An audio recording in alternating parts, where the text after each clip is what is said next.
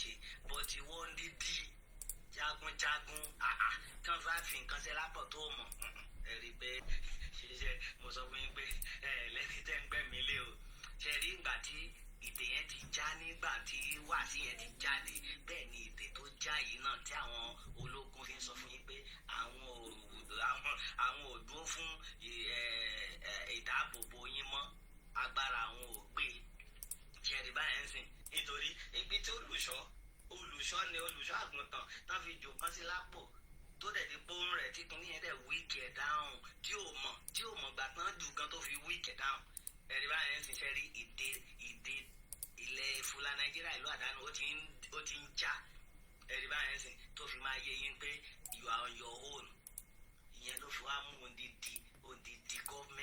odidi gọ́fmẹ̀ntì nítorí tí olórí jagunjagun ìlú bá sọ̀rọ̀ pé ẹ̀yin ni kẹ́ ẹ dáàbò bora yín sìn agbára wọ gbé ṣe ọyà ẹ sọ fún mi. ok ẹni tó bá gbójúlé irú ẹni yẹn sìn pé kò sí nǹkan kan tó máa ṣe mí kó ara ẹni pé mo lẹ́nìkan mo ní bàbá ń gbẹ́jọ́ bàbá tí mo dẹ̀ ní gbẹ́jọ́ náà dẹ̀ ra jù nǹkan sí lápò yìí tó dẹ̀ ra dé pé ó ń rẹ bàbá náà ẹgbọ́n náà ṣé mo á mọ ibi tí mò ń lọ báyìí àbí kí n fa etí mi kí n já bó ṣe jẹ́ ìdè ń tú nìyẹn ní Fúlàní Nàìjíríà ẹ máa jà fúnra yín tó bá ti jà fúnra yín bàbá mi kan sọ pé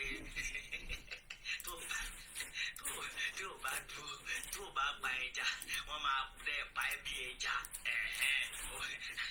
ọ̀rọ̀ yẹn ó lọ fáà èmi ò ní tu nítorí èmi gan mọ́ àdìtú ni ẹ̀rí báyẹn sìn ìwọ tó bá ti mọ̀ pọ̀fẹ́ kan pa ẹ́ dẹ̀ bí ẹja ìwọ náà wàá ṣe kí ni wàá tètè ẹ̀rí ọ̀rọ̀ yìí ló wá lọ sọ́dọ̀ gbogbo ẹ̀yin jagunjagun wa gbogbo ẹ̀yin Yorùbá nation tó yẹ pé yes ọmọ ogun nìyí ẹ̀yin náà mo ti máa ń sọ ọ̀rọ̀ yẹn lórí group tí wọ́n fi mí sí mo máa ń sọ èmi ò ní nǹkan tí mo fẹ́ fún yín but advice tẹ́mi fẹ́ fún yín tẹ́ bá ti tẹ̀lé níwọ̀nba ẹ máa gẹ́ẹ̀tì nǹkan tí tẹ́ ń fẹ́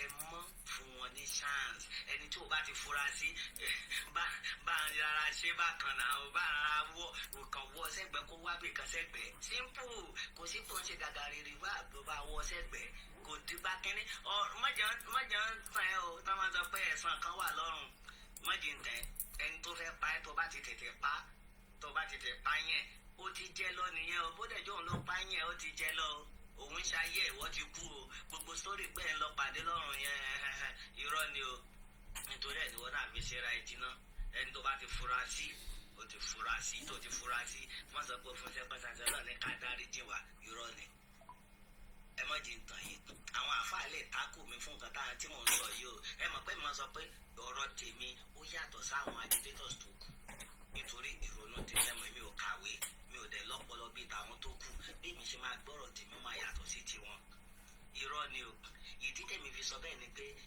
àwa náà kéré nù ayé ṣé látijọ́ ìta àti ń tọrọ àforíjì ẹ sọ fún mi ṣé àti rá àforíjì náà ẹ̀rí báyẹn sìn ó tiẹ̀ tún wá lè ṣe Ọlọ́run tí wọ́n sọ pé ẹ̀kíní kan kò sẹ́ni tó kó àyà báyìí kó wá ló fẹ́ dáyà dá pé ìyá Ọlọ́run bọ̀ wá fẹ́ dáyà dé kò pọ́sibú ẹ̀rí ṣe rí àforíjì tẹ̀rí yẹn òyìnbó ló mú wá o òyìnbó òun ló mú wá báìbù ti jó yé yín Kùránì náà dẹ̀ ti jó yé yín ẹ̀rí tẹ́rí wọ́n ní tí èèyàn bá ń parọ́ tẹ́yìn méjì bá ń parọ́ tẹ́ bá ń wo ẹnu wọn bá tẹ́ ń wo tó bá ń fi 4+1 tó bá fi ń tu lórí ara ẹ̀ wàá mọ̀ mọ́ ánsà nǹkan tí èyí tó ń sọ tó wà náà méjì kò sí ni nínú rọ́tàn pa ẹ̀ kò sí bó ṣe lè parọ́ tó ó máa ṣe wọn irọ́ òtítọ́ kan máa jáde ń bẹ̀ kò sọ fún bó ṣe lè parọ́ tó òtítọ́ kan máa jáde ń bẹ̀ ìyẹn ni báìbù fi sọ pé àmọ́ bẹ́ẹ̀ ṣe bàbá wò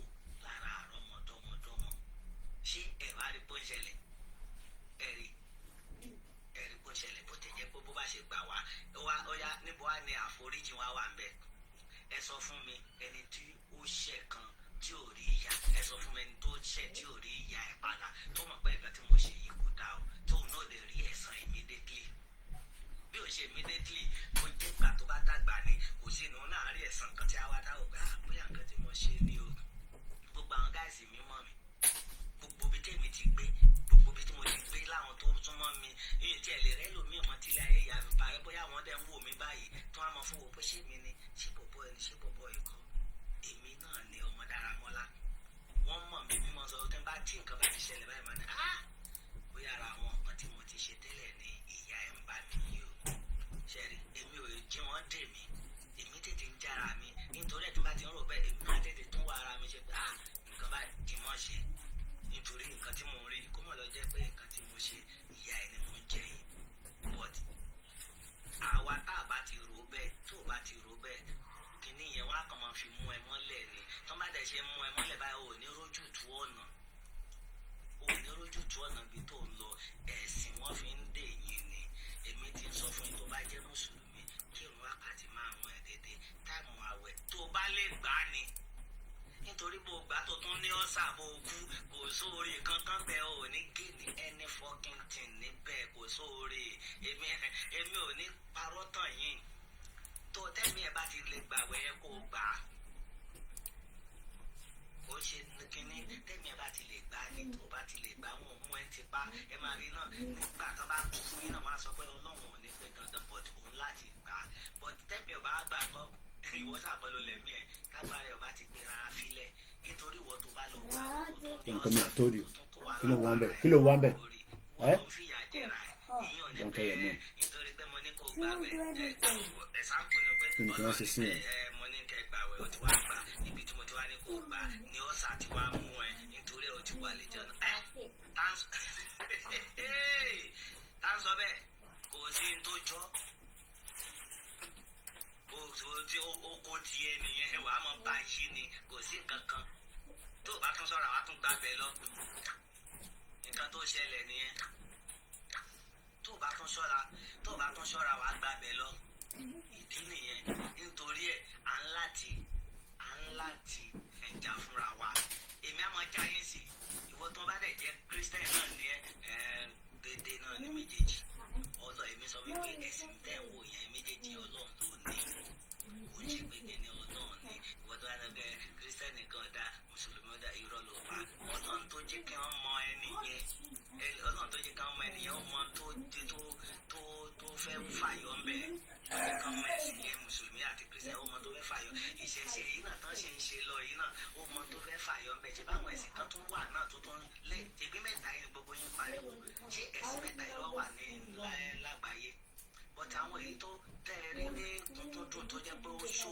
tó lọ fẹ́ kó ṣò lẹ́rẹ̀ yẹn àìmọye àwọn èyí tó ti wà tó ti lọ nítorí ọlọ́run ló ní gbogbo àwọn ẹ̀sìn yẹn but àwọn tó ń mú un lò yìí tọ́lọ̀ ń gbẹ tó lọ gbà àwọn náà fi ń dè wá ìyẹn ni mo fi béèrè last time ààrẹ ni fún mi lésì mo sọ pé kí gbogbo àwọn mùsùlùmí àwọn àáfàá kan fún mi lésì pé ìmáàmù mẹ́rẹ̀ẹ̀rin tí wọ́n ń tẹ̀lé ṣé ànábì Muhammad sallallahu alaihi wasallam ṣó mọ̀ wọ́n wọn ò lè fún mi lésì nítorí wọ́n mọ̀ pé òótọ́ ọ̀rọ̀ ni mò ń sọ àwọn ìmáàmù mẹ́rẹ̀ẹ̀rin yìí èmi ò gbà pé ànábì mọ̀ wọn tó fi máa sọ pé ẹ̀yin mo gbélé lọ́wọ́ ìwọ ọmọ tí kálukú wa ní àṣẹ tiẹ̀ lọ́tọ̀ọ̀tọ̀ ṣe bá rí èyí tó ń tẹ̀lé ìmáàmù Màlíkì àti èyí tó ń tẹ̀lé ìmáàmù àwọn èyí tó kù náà ẹ máa rí pé àjọṣe wọn kò ìmọ̀ wọn ò lè dọ́gba nítorí pé kí ni nǹkan wọn á gbé kálukú á mú tiẹ̀ pé ilé superior bó ṣe jẹ́ nìyẹn nítorí ẹ̀ gbogbo kìíní yẹn tó bá ti jẹ́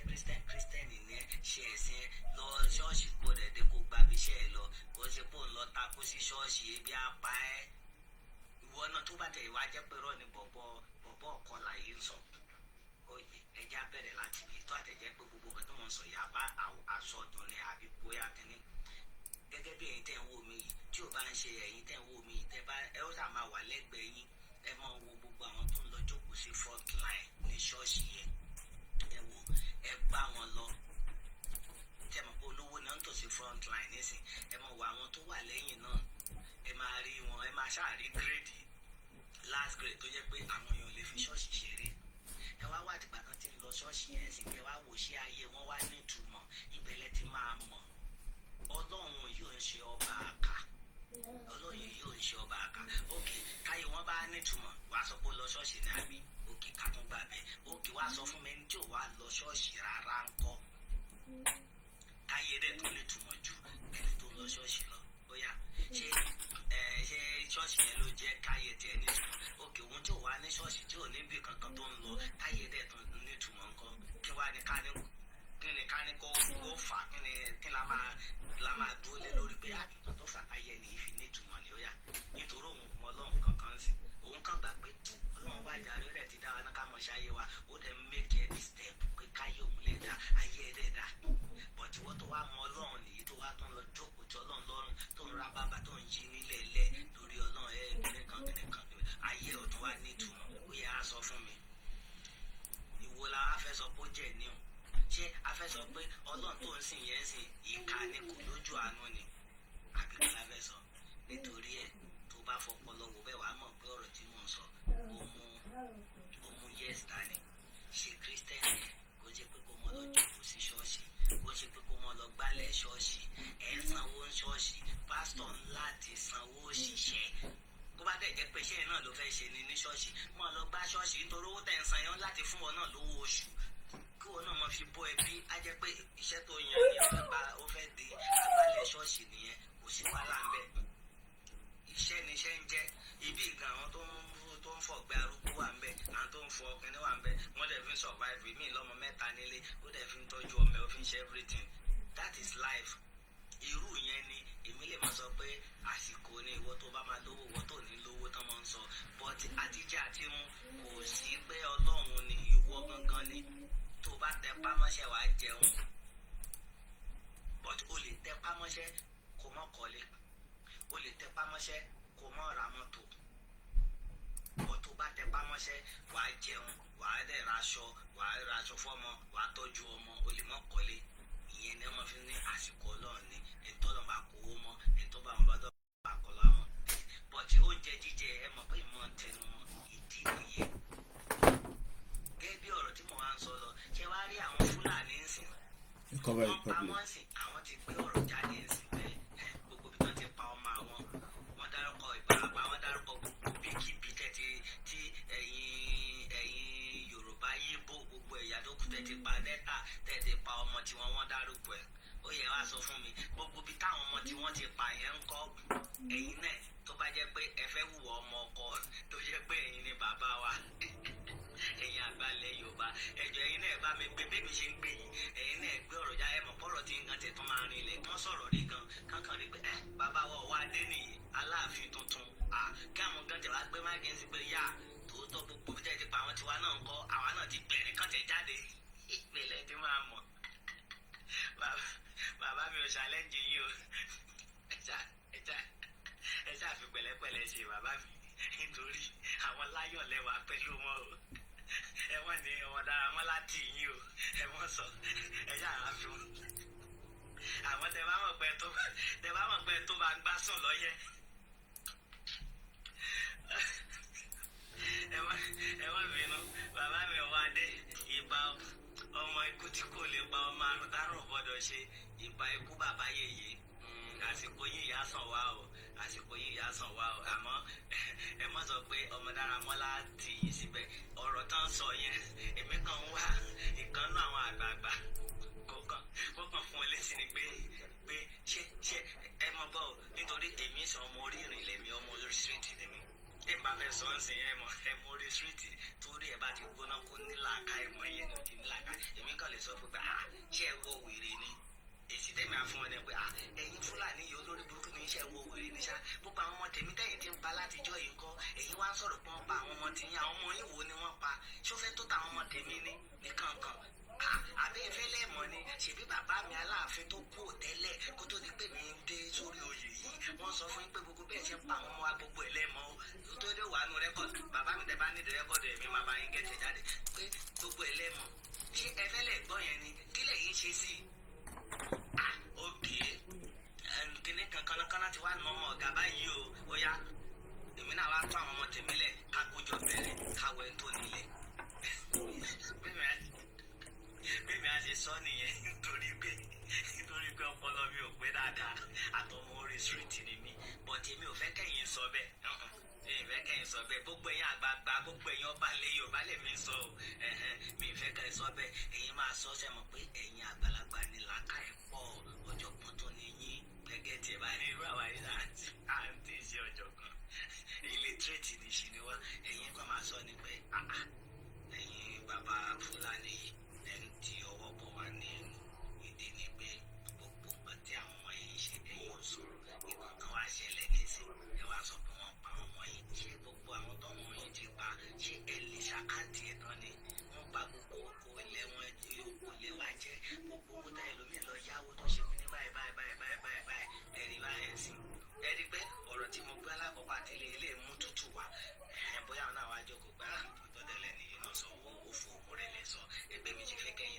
mọ̀ sọ ń bi tèmi yẹn o ètè bára ẹni tó lè sọ ẹ wo inú mi á dùn màá mọ̀ pé mo ní bàbá lẹ́yìn àmọ́ tẹ́ bá ti mọ̀ pẹ́ lè sọ bàbá mi wá dé kẹ́kẹ́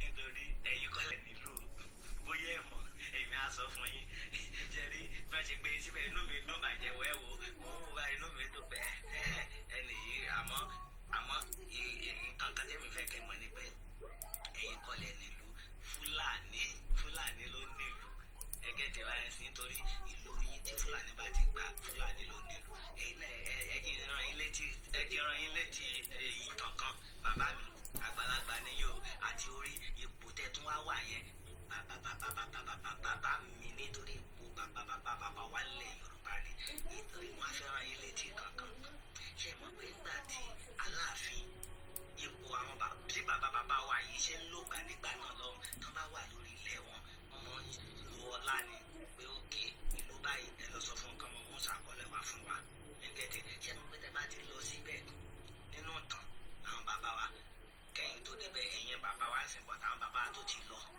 àti wájà tó bá lọ síbẹ̀ wọ́n á gba ìṣàkọọ́lẹ̀ wá fún wọn èyí tó bá fẹ́ wá fún wa ní ìṣàkọọ́lẹ̀ kí làwọn ń ṣe fún wọn Aláàfin á wá fún wọn láṣẹ pé ẹ̀yin ọmọ ogun ẹ lọ síbẹ̀ ẹ lọ mú olórí wọn bẹ̀ wá kí ni wọ́n jẹ tán fi wá rú sọ́wọ́ àbí kí ni wọ́n rí lọ́bẹ̀ tán fi wá rú ọwọ́ pé kẹ́ mú wọn wá tán bá mú wọn wá sí tán bá lóhùn wò wá wọn á sọ pé yá ẹ lọ kógun jà wọn ẹ̀rí báyẹn sí tán bá kógun jà wọn kọ́ kò dẹ̀ sí bí wọ́n ṣe lè wí ní wa àwa la máa wí ṣé mo pé tá a bá ti gbà bẹ́ẹ̀ a ti ṣe kíni a ti gbà bẹ́ẹ̀ nìyẹn ṣé ní bí kíní yẹn ṣe wà ká tó dáyé nìyẹn òun náà ló fi mú funfun àwọn white westerner àwọn England tán fi wá kó wa lẹ́rú ń bẹ̀ ẹ̀rí báwọn náà wọ́n wá pẹ̀lú jagunjagun ni wọ́n dẹ̀ mú àwọn tẹ̀ mú wá pẹ̀lú èdè bọ̀tì ìlú tiwa ní èdè o bọ̀tì àwọn ìlú míì ọ̀dọ̀ tí yín náà fi èdè mú yín tó rán ni pé ń tà náà wá yẹn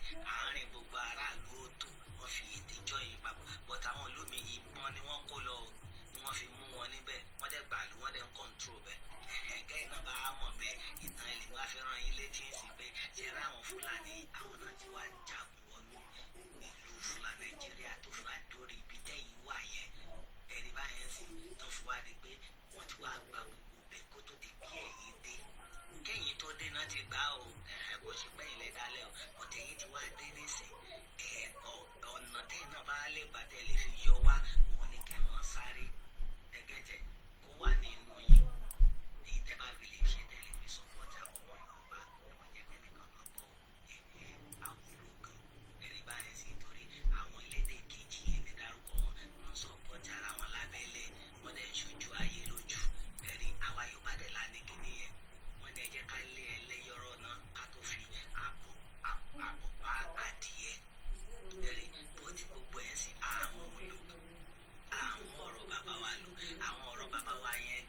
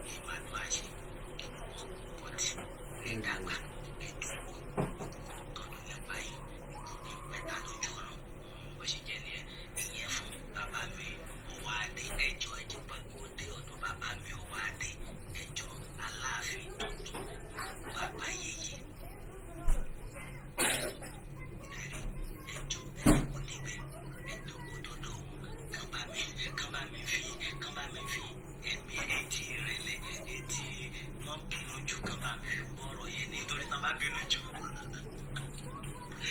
Kó má tó ní pé máa tó sọ pé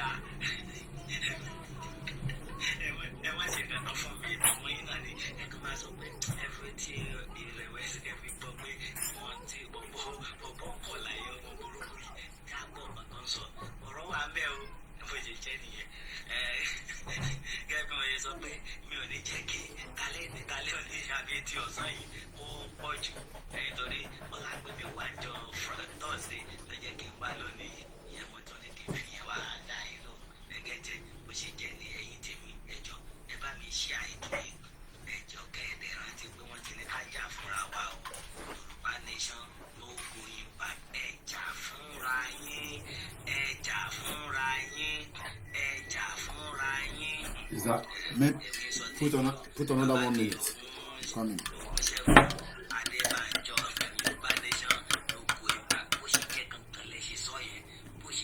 You didn't start it.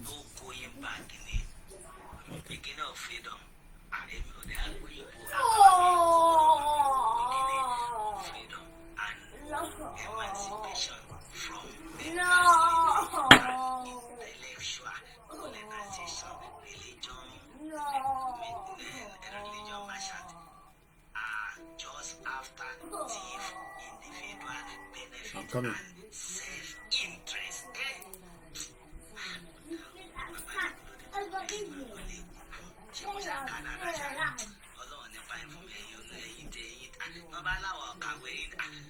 Mr. Koiki gan tú eléyìí fún mi àmọ́ bí wọ́n ṣe sọ yẹn náà níwọ̀n bá mo gẹ̀ẹ́tì mo dẹ̀ inú mi dùn fún mẹ́sẹ̀jì ẹ̀rí àwọn tó ń já ni wọ́n ń sọ̀rọ̀ yìí ṣe rí ẹ̀sìn yìí wọ́n fi ń dè yín níbi sọ fún mi tó bá ti jẹ́ mùsùlùmí ẹ̀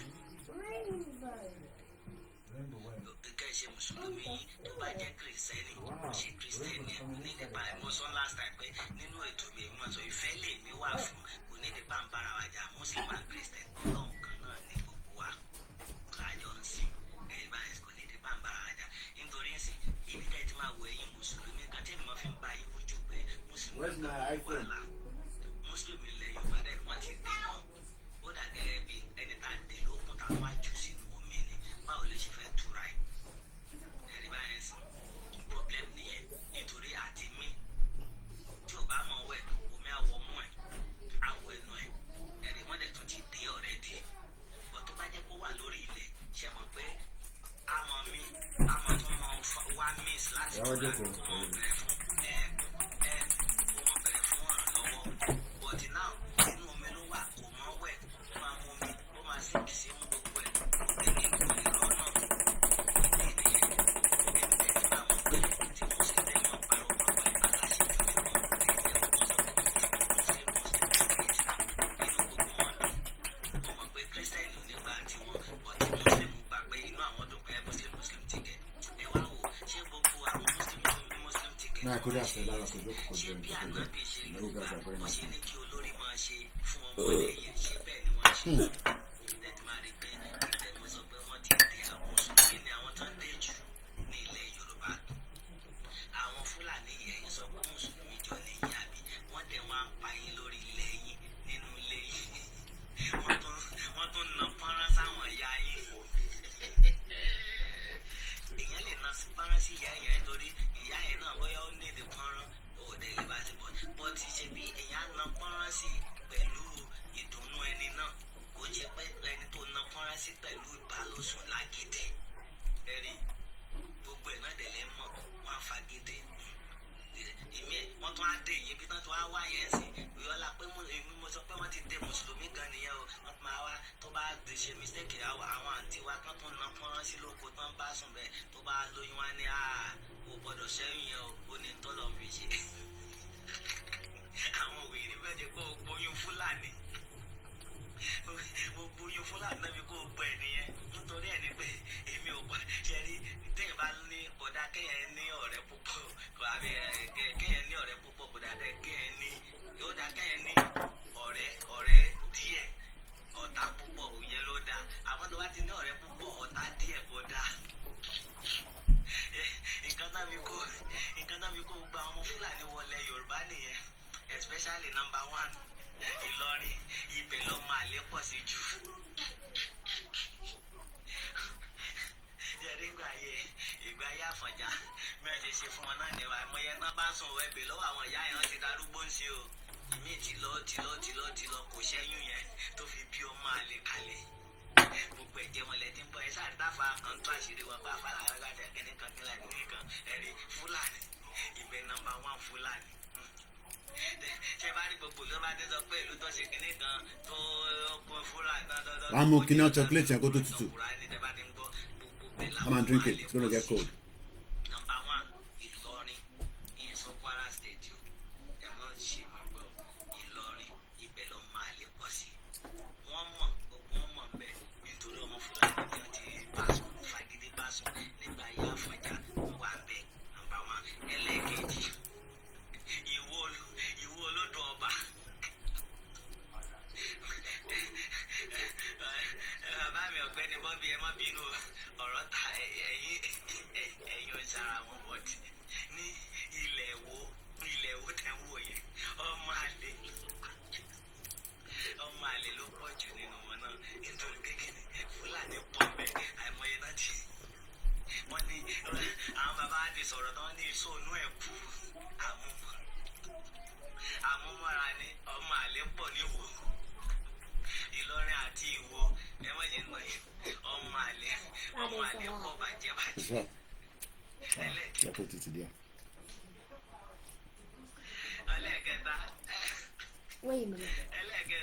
Ẹlẹ́gẹ̀dá kan fíù díẹ̀ kékeré náà ni Ọ̀yọ́ ni ẹ lọ kọ̀ǹfàmù ọ̀rọ̀ yìí ẹ máa rí pé èmi ò mọ̀mú lé mú bó ṣe jẹ́ nìyẹn ẹ̀rí. Number 1 Ìlọrin ọmọ àlè pọ̀ jù àwọn Fúlàní yẹn ti fi tipátipá bá àwọn ìyá láyà wá sùn nígbà ayé Àfọ̀njá.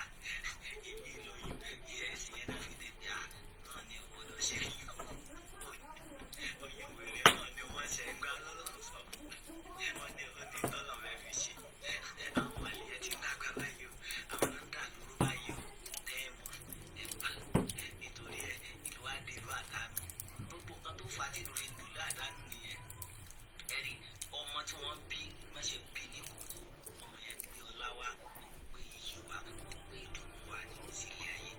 Ẹ̀rí wọ́n ṣe wá bí yẹn tán tó di pé owó alágbájá tẹ̀ báyìí tó gbé àbúrò ọwọ́ ti gbé ilé ọwọ́ tàmẹ̀dó tó ń gbé ó tún gbé àdánù ọwọ́ tó ti gbé ilé náà tó ń gbé àkóbá ọwọ́ ibẹ̀ gbogbo kìíní yẹn wá ju páwà ọmọ kékeré yẹn lọ òun ló máa ń fa tí ilé ayé ọmọ yẹn tó bá máa dàgbà tán ilé ayé àwa di rádaràdàrú bẹ́ẹ̀ ló fa ilẹ̀ Nàìjíríà nígbà tó jíjí ayé iná wọn tí ló ń dùn lé pé owó wọn náà ju owó olóyìnbó lè bá ní kò lè bá náà nígbà náà UK náà pè lọ́gà àwọn Amẹ́ríkà Germany gbogbo wọn owó wọn ilẹ̀ wà lẹ́gbẹ̀ẹ́ náírà ẹ̀rí ìgbà náà bí nìyẹn tó ń jí bọ̀ bọ́ sí lẹ́yìn ìgbà yẹn àwọn àdánù bẹ́ẹ̀ wá ń dìde wọ́n wá ń bò star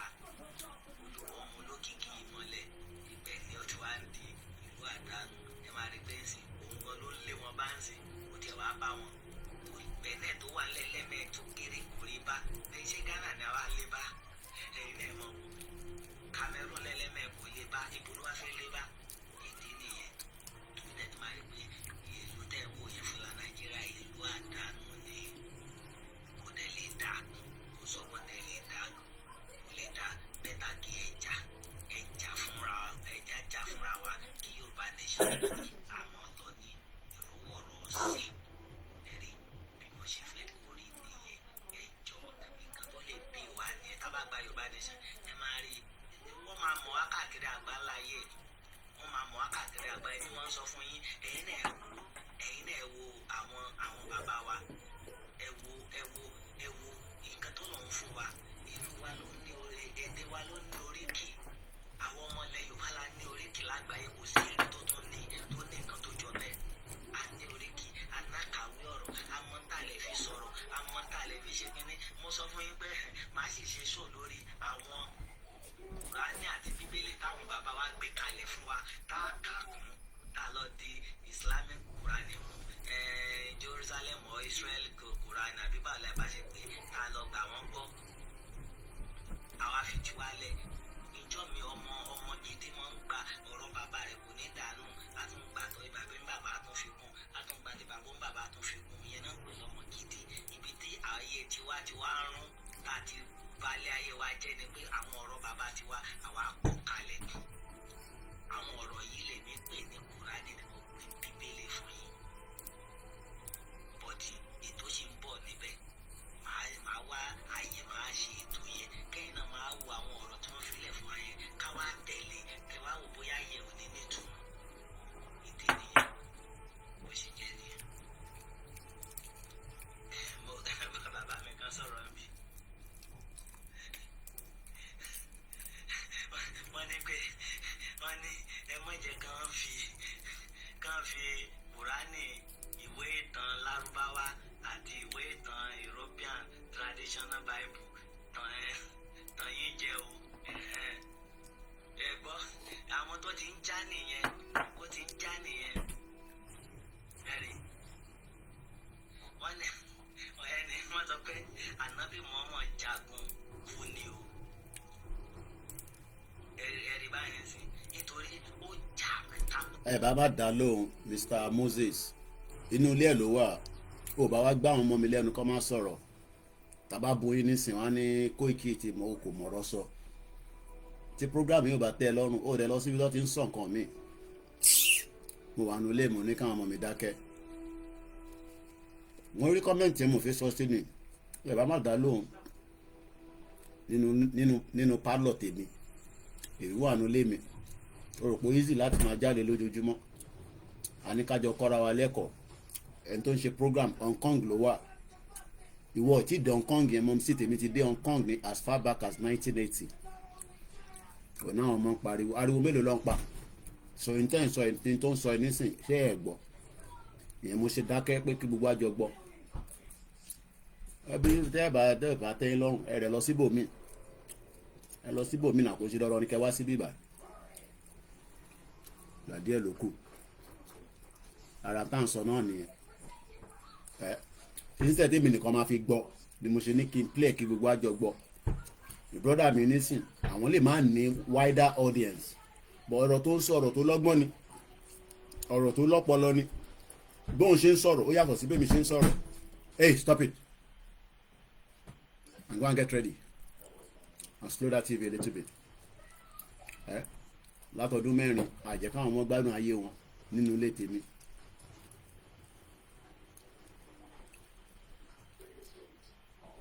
so ẹ ká farabalẹ̀ àbá wá sínú inú platform tí ó bá tẹ́yìn lọ́rùn wọ́n kúkú mú ọ̀dẹ̀ yìí mọ́ bíbà ẹ lè lọ síbòmíì ìjọba dẹ̀ fi pé tí a fi sọ ní bíbà ní tó lọ́pọlọ ni àjọjókòó àjọgbọ́ bọ̀ká wá nítorí pé mo wà nù lé mi kì í mú ṣé kí n lọ fi sẹlótéèpù kí n dé gbogbo àwọn ọmọ mi lẹ́nu ẹ má bínú èèyàn tó kù ara distraction náà nìyẹn yàbá náà fi gba country àwọn èèyàn follow details. ọ̀wé 100% ok ó ṣèfù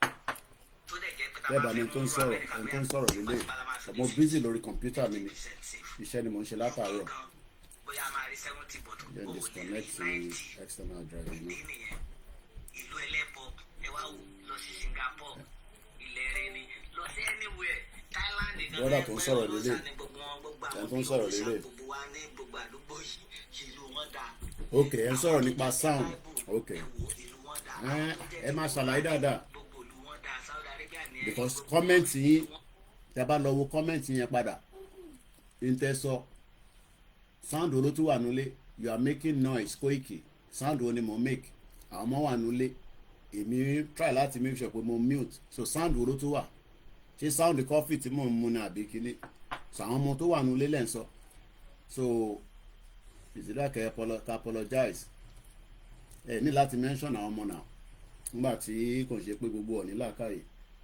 àwọn ọmọ ń sọ̀rọ̀ wọ́n wo TV ṣé ká pa broadcast torí pé àwọn ọmọ fẹ́ wo TV àwọn ọmọ yẹn dẹ̀ mọ̀ pé tí bá ti ń ṣe program wọ́n máa ń reduce the volume yẹn anyway ẹ jẹ́ ká fi hàn sílẹ̀ àti move on anyway brother wa tó ń sọ̀rọ̀ Hong Kong làwọn ń gbé Hong Kong yẹn kọ́lọ̀ ń jẹ́ kí a lè débẹ̀ èmi ò tí ì débẹ̀ rí gbọmọ sí mi ti débẹ̀ ní 1980 bẹ̀ lọ́tí máa ń ra ago tá a máa ń tà fún wọn ní jàǹkárà ìlú tó da gan ni ẹja túbọ̀ gbọ́n kan tó ń sọ tán èmi náà fẹ́ ṣe program tẹ́lẹ̀ ni mo ti lọ gbé machine jáde láti raise owó tẹ̀ la fẹ́ ṣe láàárọ̀ yìí mo máa ń rí brother tó ń sọ̀rọ̀ yìí èmi dẹ̀ máa ń try láti wẹ̀ little bit tí bá rẹ̀ tó ń ṣe program tó bá jẹ́ àwọn the other people ni mo lè má mind àwọn kankan wà irú brother wa nísìn àwọn ò ní followers tó ń gbọ́ wọn púpọ̀ ìyẹn la ṣe gbé program tí wọ́n wá pé kí ẹ lè bá gbọ́ ẹ ká padà sórí anyway it's okay tó bá yẹ pé àwọn ọmọ mi kọ́ lẹ́ ń bá sọ̀rọ̀ kọ̀sìyàn kan lè wá sí bíbá kó máa ń sọ pé àwọn ọmọ mi pariwo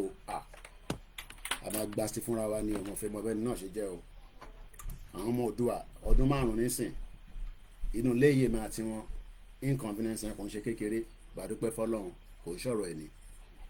pátápátá mo kí bàbá mi Aminu Tajudeen mo kí bàbá mi Ọmọ́táyọ̀ pilot mo kí bàbá mi Fẹ́mi Ọládépọ̀ Akínwá orúkọ yẹn ti bóyá Akínwándé mo kí gbogbo wa pátápátá mo dẹ̀ ń fi àsìkò yìí kí bàbá mi Koikimedia náà mo kí gbogbo wa pátápátá mo kí wa lẹ́ẹ̀kan sí mo wá ń fi àsìkò yìí kí ṣáàmà mi Asia Makanaki God bless you sir mo kí gbogbo wa pátápátá ẹ jọ̀ọ́ ẹ bá mi ṣe ètò ẹ jọ̀ọ́ God bless ẹ jẹ́ ká pàdé ní ìjọ mi ẹ bá mi subscribe sórí YouTube channel mi Yorùbá Nation Láfẹ́ TV YouTube channel mo tún wà lórí Facebook náà Yorùbá Nation Láfẹ́ TV Facebook channel mo tún wà lórí TikTok èmi náà ni the king of king ẹ̀rí báyẹn sí ọmọ Dáramọ́lá ni òpin méjì ó lé wọ́n náà ló lè ọmọ Dáramọ́lá Panyam of Asia ire o ó dàbọ̀. adúpẹ́ lọ́wọ́ brother wa yẹn mo kí gbogbo alẹ́ nǹkan sí mo kẹ́yìn wa àkàrọ̀ mo kí wa o ọlọ́run jẹ́ ká ṣe lásán àṣeyọrí la máa ṣe níbẹ̀ program náà lèmi náà fi ṣe tẹ́lẹ̀ but sometimes àwọn fídíò kan wà a máa ń fẹ́ gbé jáde padà irúgbà tó lóye wá sí London yẹn mo tún kọ̀ bá àwọn fídíò yẹn pàdé so yẹn ló ń tún take time mi the brother yìí tí wọ́n á ṣe program wọ́n ti wà lórí program nísìn 1 hour 6 minutes èmi wọn ló dáa kákọ̀ ọ̀gbọ́ díẹ̀ nú ẹ̀ náà ni bàbá mi Shafarudeen mo gbúrò yín rárá mo pè gbogbo wa nísìn àti understand pé ká sowọ́ papọ̀ ni o rally ń bọ̀ alájì mo gbúrò yín ẹ̀ pè mí rárá ẹ̀dẹ̀ pálí mọ́ṣẹ́ yẹn ó wà very very important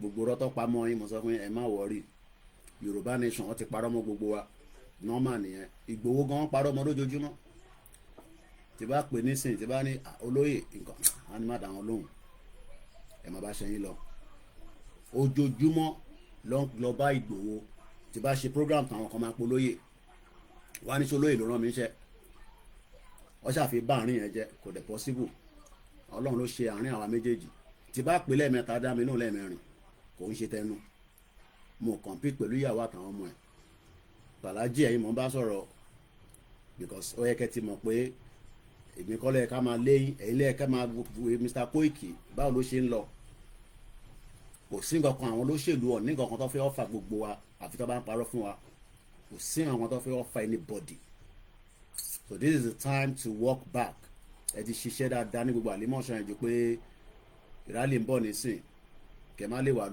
orí field èmi náà ń bọ̀ nílé o pé tí bá ní mò ń bọ̀ nílé kò ń sọ̀rọ̀ ẹnu mo kàn need kẹ́ support mi fundraising mo fi ṣe láàárọ̀ ìtẹ́lẹ̀ ẹ kàn fún wa ní support yìí dá sọ kọ̀sán mo need irú wọn ó gba àwọn tẹ́ irú nísìnyí ẹ kémi náà yàtọ̀ sí pé YSDM èmi náà láwọn táwa náà máa fún lówó ẹ lọ rúbọ ẹ lọ ṣe lé gbogbo ẹ̀kọ́ la máa sọ lórí social media but lówó yẹn nísìn so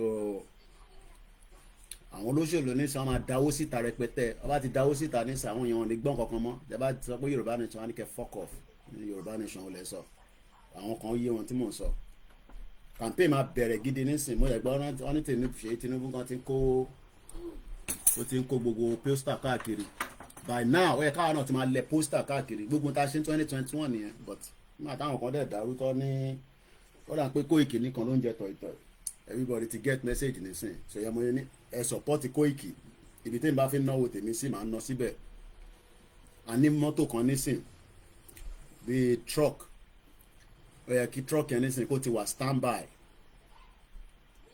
kó tó di pé rally máa dé mo ti ní káwọn ọmọ mi lọ síbẹ̀ kọ́ lọ ṣe assessment ẹ̀ èèyàn kan ló rà fún wa tó dẹ̀ ní tó o bá ti ní ìdẹ̀ òun á gbà lọ́wọ́ mi padà ó ní the services ó ní the ó kọ̀ jókòó sílẹ̀ ẹlẹ́mbẹ́ kò sí ìrànwọ́ tó máa ṣe ẹ̀já àti àwọn open truck yẹn so rally ń bọ̀ ẹ má doubt ẹ̀ DSS gan mọ̀ pé rally ń bọ̀ ọlọ́pàá gan kò ń ṣe rally Yorùbá nìkan ló ń bọ̀ protest gidi ń bọ̀ gbogbo Nàìjíríà yíyan kan máa sọ pé kankan ní ṣẹlẹ̀ ọdún ìdẹ́ ni àmọ́ déètì ni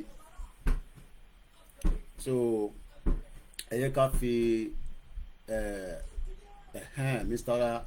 ṣé ọkùnrin ni yín àbọ̀bìnrin because brother mi jẹ́ Sùnbọ̀ ọkùnrin dẹ̀ ni wọ́n ti apologize ibi báyìí family ni wá ẹ má rò pé bí abakọ ṣe ń bára wa sọ a sì máa ríra gbogbo wa ojú máa ríra àwọn tá a ti ríra a tún máa ríra àwọn tá ìtìjọ ríra àjọ máa ríra ikú kan ò pa anybody inú wa àjọ máa délẹ̀ lérí ni aláìtàlá ìsanwó abilá ìlàzíláhùwà èmi tí ń bọ̀ lé kù díẹ̀ máa dé ẹ kò fún mi lówó ẹ support because mission tá à ń bá lọ mission tó heavy ni kò dìgbà tí bá ṣẹ̀dá Áfíríkà ni màmá ní ẹ fún wa lówó yẹn nísìn ká rówó lò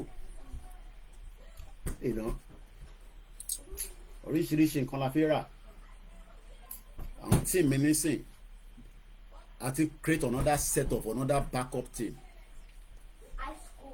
and with that funding ẹ wo BBC nísìn àwọn agbára wà lọ́wọ́ wọn kò dẹ̀ sí tó kọ BBC pẹ̀lú àwa ni ká mọ ta fi ṣe ẹ support ẹ̀ ń tẹ́ ẹ support tẹ́tí ní ẹ ó ti sún yín ẹ̀ ṣe ẹ support this is not the time to be saying that o. Tinubu fi ṣe election 2027 o kò ṣeré o èyí tó bá máa fẹ́ gbà ló gbà o àwa ni káwa náà mọ ta fi ṣe mo dẹ̀ fi máa fi gbogbo ẹnu sọ̀rọ̀ mọ́ ó ti yé gbogbo wa tẹ́lẹ̀ kò yé wa kò yé mi náà kò sí bá ṣe ọ́ ní kò sí bí yàn ṣe lè ṣe tàbí torí ò ní ṣe kinní kan ẹ béèrè àkáǹtì wa ẹ fún wa lówó ẹ fún wa ní náírà ẹ fún wa ní pounds owó la need nísìn bẹ́ẹ̀ ni Mr. Moses wọ́n ní with the present situation of things in Nigeria why Tinubu and his family are still trying to come for second term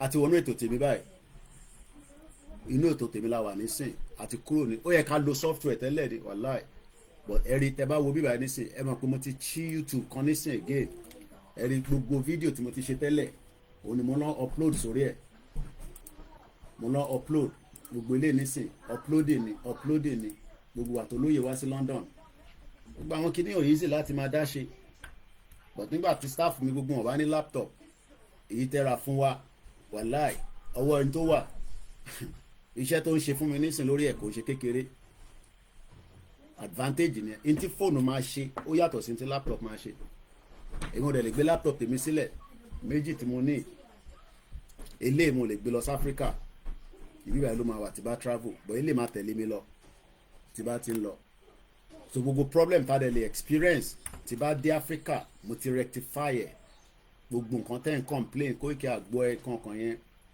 I need the phones I need the laptops media lèmi èmi máa ń sọ fún yín èmi ò ń ṣe blogger iṣẹ́ tó ń ṣe dá vblog iṣẹ́ tó ń ṣe dá ìbọ̀lẹ̀ sẹ́ndẹ̀ sí ẹni send pictures mi ìbọ̀lẹ̀ sẹ́ndẹ̀ sí jerry press card mi lélẹ̀ ti tọ̀dọ̀ tèmi ṣe ti èyí tí wọ́n fún mi nílùú yìí every month ni mò ń sanwó ẹ̀ close to £30 as a member so òun lélẹ̀ press card ni èyí ló ń gbé mi wọ Downing Street ìyẹn kan pa gidi wọ Downing Street o ibi tí olóyè lọ yẹn o kàn lè pa gidi wọ bẹ́ẹ̀ ká dúpẹ́ lọ́wọ́ bàbá Kítóyè iṣẹ́ tí bàbá yẹn ṣe kò ń ṣe kékeré so àwa ni ká jẹ́ kí iṣẹ́ bàbá Kítóyè wá yọ nísìn bọ́ kó sójà ẹ má yẹ kí n tẹ mo fẹ́ rí lè wọ́n ti wọ́ọ̀nù mi pé iṣẹ́ ara fílẹ̀ bẹ́ẹ̀ ó ṣáà ti yé lẹ́tà ti wà ní UK lẹ́tà ó ti wà lọ́dọ̀ UK so mo kí gbogbo wa ẹ ká lọ fọkàn wa balẹ̀ ká dẹ̀ máa ṣàdúrà dasọ ká máa bẹ Ọlọ́run ikú kan nípa gbogbo wa ó wà painful pé àwa wà labroad hey lọ ti microwave yẹn go and close the microwave thank you àwa wà labroad àwọn èèyàn wà nílé ẹ wo ẹ rí mo polówó ẹ o ìyàwó mi láràn nísìn shopping tó lọ ṣe wá sínú ilé kò ń ṣe pé a fi ń dẹnu ẹ̀wọ̀n kí mo ti ń prep mo ti máa lọ èmi lọ Áfíríkà mo ń bọ̀ wá bá yín alájì Ṣàfárùdín náà mo bá sọ̀rọ̀ ẹ̀ ń gbọ́ mi dáadáa mo ń bọ̀ ń lé kò sẹ́ni kankan tó máa ní ká má mo ní mo pàdé òyìnbó ní Istanbul ó náà ń going back home mo engage ẹ̀ púpọ̀ ni ó náà pọ̀ ọmọ France ni mo ní where is home ó ní Lagos State òyìnbó èmi wà ní UK yẹn kan ní ẹ má wálé àwọn olóma ní ká má wálé ẹ tó bẹ́ẹ̀ mo dé tán kù díẹ̀ ẹ kò fún wa ní support iṣẹ́ tá à ń ṣe kò ń ṣe pé ẹ fún wa ní support mò ń bọ̀ àfọwọ́kun yín àjọ máa wà lórí field ni ó ti yé yín gbogbo àjọ máa wà lórí field ni ìyẹn kọ́ ni àwọn kò wá ń ṣe gbogbo diaspora ló máa wá ìyẹn la ṣe ń bẹ àwọn diaspora tọ́lọ́run fún kò easy náà labroad over 300 ìyàwó mi fún mi bílẹ̀ lánàá àyà mi já mo ní kí ló dé ogun ti dé ni ogun Ukraine ṣáà ti dé bí báyìí bó tẹ ní receipt yẹn wà so ìbúdàdẹ̀ tí ń ṣe náà láti máa jẹ bọ̀ ẹ ká ṣe dáadáa sí níbẹ̀ ló fi receipt yẹn sí gan àwọn ìyá wa ó ti lọ tọ́jú receipt yẹn because àwọn kọ̀ọ̀kan wà bẹ́ẹ̀ mo lè nìkan ni máa sanwó ẹ̀ ìjà ẹ̀ la sì ń jà nílé látànà nísìn mo ní àwọn kan míì wà tó lọ rà mo ní ìyàn sí lára plant tí mo ní kó rà àwọn kan tẹ níìdì ni mo ní kó rà àwọn kọ̀ọ̀kan tó wà tó rà wọnú lé àwọn náà ọmọ ló ní so owó la need YSDM need owó Koiki need owó àwọn media tó kù náà wọ́n need owó but ẹnu tí wọ́n ní kó máa fi sọ yẹn I'm not representing any media independently mi media tó bá dẹ̀ need owó need owó àwọn lè ní kàn mí tó fi make owó mo dẹ̀ dúpẹ́ lọ́wọ́ àwọn tó ń pè wá náà pé Koiki kò pọ̀ mbẹ́ má bínú pó kéré bọ̀ pé kẹ́ má fún wa rárá yẹn kò dáa because ṣé gbàdá bá ti wà lórí field lẹ́sẹ̀ máa ní Koiki ó yá owó relé ó yẹ kówó Ṣèyí Tinubu ní sanwó tó máa ná nísìnyí ó ti wà lọ́wọ́ ẹ̀ owó tó fẹ́ fi ṣe campaign Alex Mamu mo kí ẹ brother mi èèyàn yìí owó tí Ṣèyí Tinubu fẹ́ ná wọ́n fẹ́ náwó gidi àwọn ọ̀dẹ̀ nírú owó yẹn but strategy làwa máa fi win wọn àlàáfíà mo wà brother mi àníṣà rẹ̀ mo fẹ́ jáde padà lánàá but mo jí nìkan bíi 1 o'clock ní àtìyàwó mi kọ́ ra wo movie kan ni èmi ò dẹ̀ like àwọn Nigerian film yẹn ó ṣáà wò kàn bẹ́ẹ̀ mo ṣáà ń wọ́n yà pé ṣé Kúnlé afford àwọn wò kàn bẹ́ẹ̀ àti yẹ́ mo kọ́ lọ sùn ẹ wo bọ̀bọ̀ brother wa Kúnlé afford yẹn náà he's doing very well a lè fọwọ́rọ́ gbogbo wọn but problem Nigeria bàbá kan sick àlọ́ba kọ́lé ilé tẹ̀kí ẹ lọ wo China alẹ́ kọ́ndé ò tí wọnúlé bí ó ti fàṣẹ lọ́ntì ẹ̀ China ló wà China kọ́ ilé rẹpẹtẹ empty houses kò sẹ́ni tó ń gbé bẹ́ẹ̀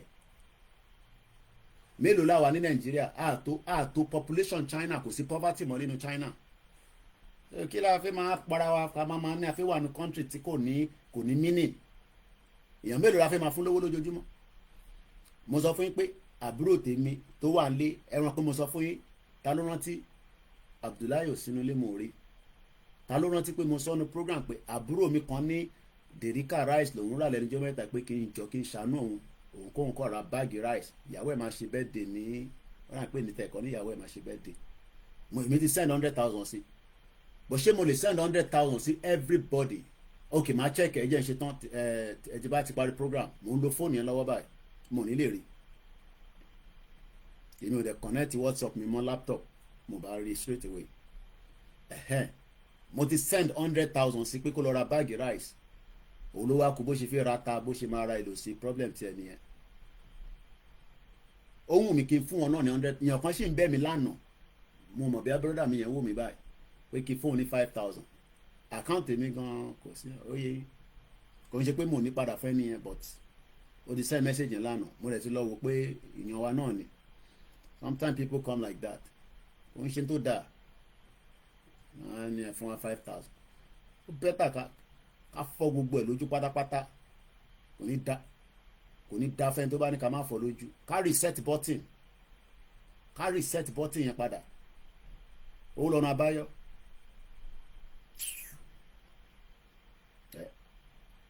£300 ara náà nísìnyí yẹn is just cut ó yẹ kó jẹ́ bíi 300 naira lọ́dọ̀ tí yín náà ni olórí burúkú ni àwọn west àwọn gangan ló pa gbogbo ọ̀rọ̀ nàìjíríà economy yẹn pàrọ̀ fún anybody. ok ó yẹ nítorí káwọn máa béèrè ni pé àwọn ṣe lè máa gbádùn kí ìyà máa jà wá ẹ mọ̀ pé mi náà mọ̀ tẹ́lẹ̀ òun ní ìsinmi tí mo kọ́fì òun ni box tọrọ àwọlé lánàá ni àdìfẹ́ ìjẹ́ tán ní Costco lánàá gbogbo ẹ̀ bó ṣe wà báyìí £7 ní tààrà mélòó láàrin kó sínú ẹ̀ wọ́n yẹ ti kọ use by o gbọ́dọ̀ jẹ gbogbo kìíní tán by 6 of April after 6 of April tó bá jẹ́ tó bá ń purge tó bá lọ sí hospital pé ìgbẹ́ òun yàgbẹ́ àbí kankan ṣe é wàá test ìgbẹ́ yẹn wàá ní nǹkan tó jẹ lélẹ̀ wàá dẹ̀ sọ fún ẹ pé ó ti expire nàìjíríà ti expire ẹ̀yin lẹ̀ ń jẹun tó ti expire ẹ jẹ́ ká jẹun tó da sí wa lára ká gbàgbé tó ti expire after on the 6 táwọn ọmọ ìbá jẹ́ èmi lè jẹ́ o àwọn ọmọ òdúró gbọ́dọ̀ jẹ́ bó ṣe wà nísìn tó bá dọ̀la nísìn mo gbọ́dọ̀ bá lẹ́nu wọn kódà kókù 20 nínú ẹ̀ mo gbọ́dọ̀ bá lẹ́nu wọn torí pé táwọn bá ẹ̀wọ̀n pé bọ́dì tí wọ́n yàtọ̀ sí bọ́dì tèmi ara tiwa ti immune tí wọ́n yàtọ̀ sí immune tèmi bá jẹ́ ti bá dẹ̀ yàgbẹ́ màá mú àgbo jẹ̀díjẹ̀dí tí mo nílé mo ní àgbo jẹ̀dí ńlé màá fi di tíyàn bá dẹ̀ lọ màá lọ bu gàrí sómi màá fi dìgbẹ́ yẹn but ìwọ nísìn mo sọ fún ẹ pé nàìjíríà ti expire ó ní ká máa jẹun tó ti expire sórí pórí ọ ìyá mi kan mo rí wọn lọ́dà pọ̀ Australia bẹ́ẹ̀ gbọ́ lọ́wọ́ tàbá ń bọ́ àwọn èèyàn máa ń sọ àwọn olórí burúkú ọmọ yorùbá tó fi gbọ́ là ń bú rẹ̀ sí tó kọ̀ mí pẹ̀lú yẹn àwọn ọmọ yorùbá gidi kọ́lé à ń bá sọ̀rọ̀ Nigeria is a messed up country ti bà nǹkan jẹ́ gan àwọn governors ní tó bá tẹ̀ láníyàn pọ̀ fẹ́ fix ẹ̀ wọ́n hold wọn padà náà àwọn náà lè ṣe west wà lórí nàìjíríà wọ́n jókòó lé wa lórí báyìí ni ẹ jẹ́ ká fọ́ gbogbo ẹ̀ ká wá ṣẹ̀ bá west ṣe business ká bá wọn ṣòwò gbogbo wa pátápátá kò dí ẹ̀sìn anybody kò dí ẹ̀sìn dúró sọ fún ẹ pé kò sí muslim olówó ni christian olówó wà babaláwo olówó wà so but ó kọ́ ẹ̀ pé ta bá ń sọ àwọn ẹ̀wọ̀n tí torí ìwọ wà lábúrò yes kọ́mọ sí mi rí i pé nàìjíríà ò ní dá ló ṣe kúrò ní nàìjíríà so tí parent ti ọ̀bá rí foresight yẹn o lè blame mi fún yẹn náà má blame mi fún yẹn má torí pé àjọ ṣe yorùbá nation a ní class o mo ní class gidi o ti bá kọ̀ jókòó takọ̀ mo ní class but ẹ mọ̀ yan nígbà tó lóye gan gbé rẹ̀ wálẹ̀ bàbá kí tó ìgbé rẹ̀ wálẹ̀ kéèmì wọn máa bùgà mo ní class o gbogbo yẹn kọ́ là ń sọ nísìn we are talking about our people ṣẹ̀rẹ̀ àwọn student yẹn àwọn yẹn máa dá sọ̀rọ̀ tó wà ńlẹ̀ a ní láti really engage wọn mọ́ àìmọye student tó ti ṣe tán nísìn tó ríṣẹ́ ẹ lọ wo fẹ́ ẹ má bínú ẹ̀rọ tí máa sọ ẹ nísìn máa ọ̀rọ̀ ìgbẹ́ni ẹni tó bá ń jẹun ní time yìí ẹ má bínú very dark man ó land sẹ́kọ̀ọ́ ọmọ àlè kan dẹ̀ ń yàgbẹ́ lójú títì ẹ lọ wo fídíò yẹn ó ní kókó gbẹ̀yìn lẹ́sẹ̀kẹsẹ̀ ni ní Lagos State ó ní nǹkan wò pé eléyìí tó ṣu síbẹ̀ yẹn kí ló ń ṣe bẹ́ẹ̀ yẹn ó ṣe ń bọ̀ láti Ghana ọ̀rọ̀ àná lélẹ́yìí o ẹ lọ wo fídíò yẹn èmi rí bí ọba ṣe kó gbẹ̀yẹn ó ní kókó gbẹ̀yẹn àwọn èèyàn tá àjẹ tí ò yẹ kó máa pẹ́ àwọn ẹranko burúkú ó fọ́ ìgbẹ́ sí ojú títì lórí bridge ìyẹn kọ́ wò pé iná mọ́tò kan ń tàn sí ni pé àyàn mélòó ló ti rí fídíò yẹn ó wà lórí very dark man ẹ lọ sórí péjì ẹ̀kẹ́ lọ wò ó bọ́lẹ̀ ní mọ́tò ẹni ọlọ́ba wà pẹ̀lú bọ̀bọ́ yẹn Ọlọ́run jẹ́ kó rí pa. Àwọn oríṣiríṣi àwọn èèyàn tó kàn kó wọlé, we don't know who is who.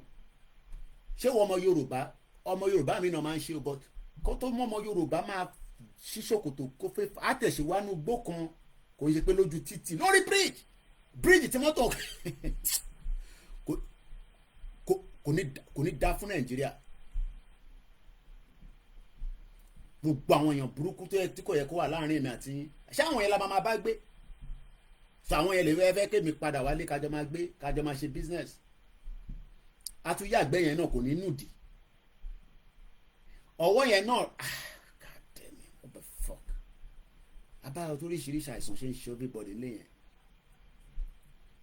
Ìgbẹ́ tó yà yẹn nísìn kò nùdí. Bóyá ọsàn ló ń tà nísìn, bóyá kókóró ló ń tà ní, ìwà tó àwọn ará yẹn lọ́wọ́ ẹ̀. Ọ̀rọ̀ àná ni mò ń sọ yìí, ó ní bóun ṣe ń dé láti Ghana ní ọ̀nà airport road là ń sọ yìí. Ìyẹn lẹ fẹ́ kí tourist máa bọ̀ ní Lagos State, orí yín ò pé. Ẹ máa ká fọ́ gbogbo ẹ̀ lójú ká reset button. Ó yẹ kó tí ọba ń sọ̀rọ̀ yẹn ẹ máa dàbí pé ọ̀bọ̀ yìí kí ló dé àsọdún tẹ́tí pọ̀ jù. Àná lélẹ̀ very dark man. Wọ́n bá ilé tó ṣu síbẹ̀ yẹn kí ló ń ṣe bẹ̀ yẹn. And people were passing by, nobody stopped. Tọ́ba máa ebi bọ́ǹbù lọ́yìn fún yín ní ìdí àràbà lánàá ní. Ẹlòmíì ò tẹ ẹ̀ka kún. Ibi tẹ́ ti ń ṣe pàtí yẹn nínú hall yẹn ẹ máa kí n máa sọ ohun tó máa dàbí ọ̀rọ̀ orí òtẹ̀ láì kí n máa sọ̀rọ̀ bẹ́ẹ̀ pé kí Fúlàní wá pa yín. Èmi náà tẹ́ ń sọ́nà ó ṣàgàn.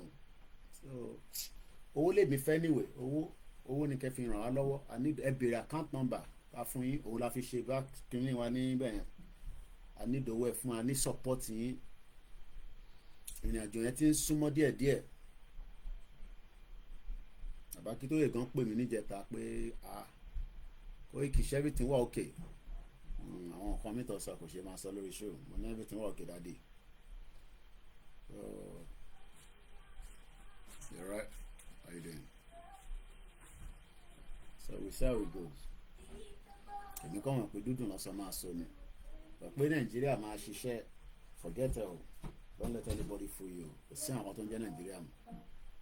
The end ẹ̀ láwa yìí. Tinubu ò need second term. Ò need second term.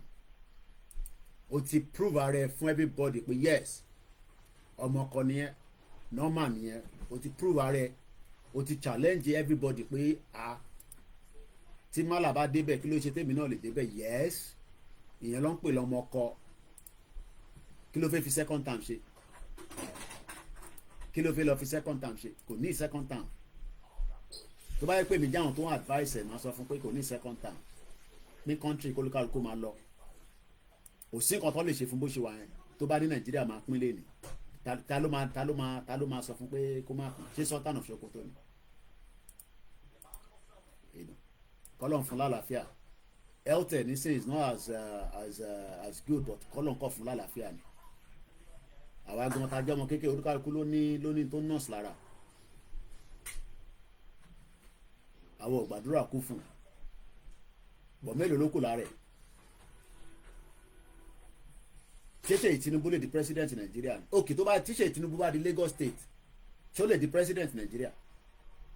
Ṣẹ́yìn fi pé málà máa fún ṣe Tinubu láyè maybe in another 30 years or 20 years kó náà lọ build ara ẹ̀ bíbà bẹ́ẹ̀ kó wá náà fi contest. Àwọn málà ti gbọ́n nísìnyí, àwọn náà ti gbọ́n. Ta ni wọ́n máa fún láyè? Ṣé Mákindé tó ń tan rẹ̀ tó náà fi di president? Because à ń gbọ́ pé náà fi di president. Ṣẹ́yìn fi pọ́n máa fún Ṣèyí Mákindé láyè? Mo ń béèrè ní question. Ṣẹ́yìn fi pé Ṣèyí Mákindé will be given a chance to be the president? Ṣé máa yẹ kí anybody fool wa? Ẹ jẹ́ ká kúrò ní country náà. Àwọn kíá whatever tó bá ṣẹlẹ̀ àwọn ti gbádùn. Ṣèyí Mákindé náà ti gbádùn náà. But àwọn máa ní àwọn ní ambition. Pé táwọn bá débẹ̀ àwọn máa rí nǹkan kan ṣe. Kò sí nǹkan kan tẹ́nibọ̀dì lè ṣe rí. Kò sí nǹkan kan tẹ́nibọ̀dì lè rí ṣe. Kí la fi máa wọ́rì nípa in tó ṣẹlẹ̀ nílẹ̀ Haúsá? àìtí wọ́ọ́rì nǹkan tó ń parí tó ń ṣẹlẹ̀ nílẹ̀ Yorùbá máa fi máa lọ wọ́ọ́rì nǹkan tó ń ṣẹlẹ̀ ní Haúsá kí ni kàn mí pẹ̀lú Haúsá àti Ìgbò àwa labroad ojoojúmọ́ là ń rí gbogbo development àwọn èèyàn fi kó development yẹn wá sílé kí gbogbo àjọ máa ṣe Haúsá tẹ yàtọ̀ sí Fúlàní bẹ́ẹ̀ ni ìyàtọ̀ wà láàrin àwọn méjèèjì Haúsá yàtọ̀ Fúlàní yàtọ̀ bọ̀wọ́ tí kò sí nǹkan kan tó tẹ̀jà Haúsá mọ́ bẹ́ẹ̀ ni ẹ́ ọ̀rọ̀ nǹkan mi so ẹ̀yin wa ṣe yẹ ká wake up o ká mọ tá à ń ṣe o ká mọ tá à ń ṣe ìyá wa fídíò kan ká kọ́ play wa ti máa lọ báyà yọ jókòó sínú Nàìjíríà tó ní báyìí kankan mọ́.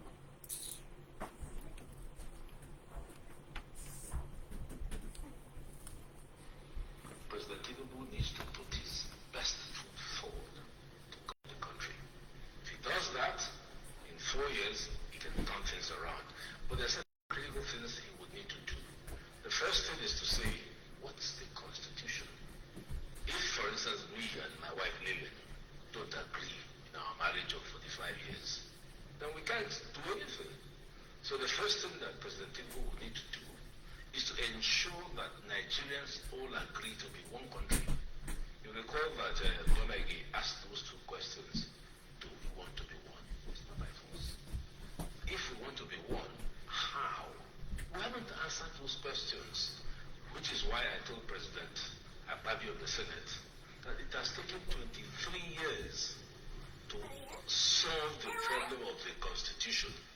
And I urged him, in conjunction with President Tinubu, to resolve the Nigerian constitutional question now by inviting the owners of Nigeria. The owners of Nigeria, mark you, were those who owned Nigeria before Lugard brought his amalgamation in 1914. Call them in. These are the people who own the country, and ask them questions. What do you want to see of the Constitution? Because without a Constitution, we're going nowhere. And no one will doubt the fact that the Constitution bequeathed by the military in 1999 is unsatisfactory. You can't build anything out of a weak foundation. The economic development policy of President Tinubu, the political development policy of President Tinubu, and everything else he wants to do rests on a very solid foundation. So let him immediately resolve that. How can we spend 23 years looking for a foundation for building a house? Does that make sense to anybody? It makes sense. So that's my number one issue. We need to resolve this issue of and mark you, the flip side of the question we don't have to be one. We don't have to be one. Because Libya, which was 6 countries under Marshal Tito, when he died, decided to break apart. And not the money to switch video here around. Strong countries, Macedonia, Slovenia, Slovakia. We'll come back to that video. Money to play me because I was looking for a few minutes. I just play till Lugard here. I mean, money Lugard. See, Kiliman ye.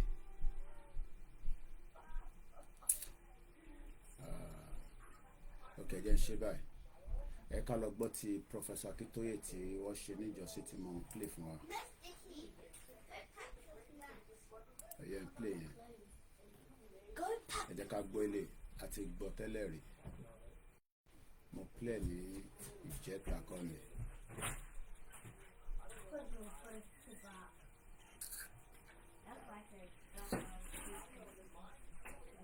Okay, ẹ ká gbọ́ ilé. You can lose the weight you want without changing. Ẹ ká gbọ́ ilé.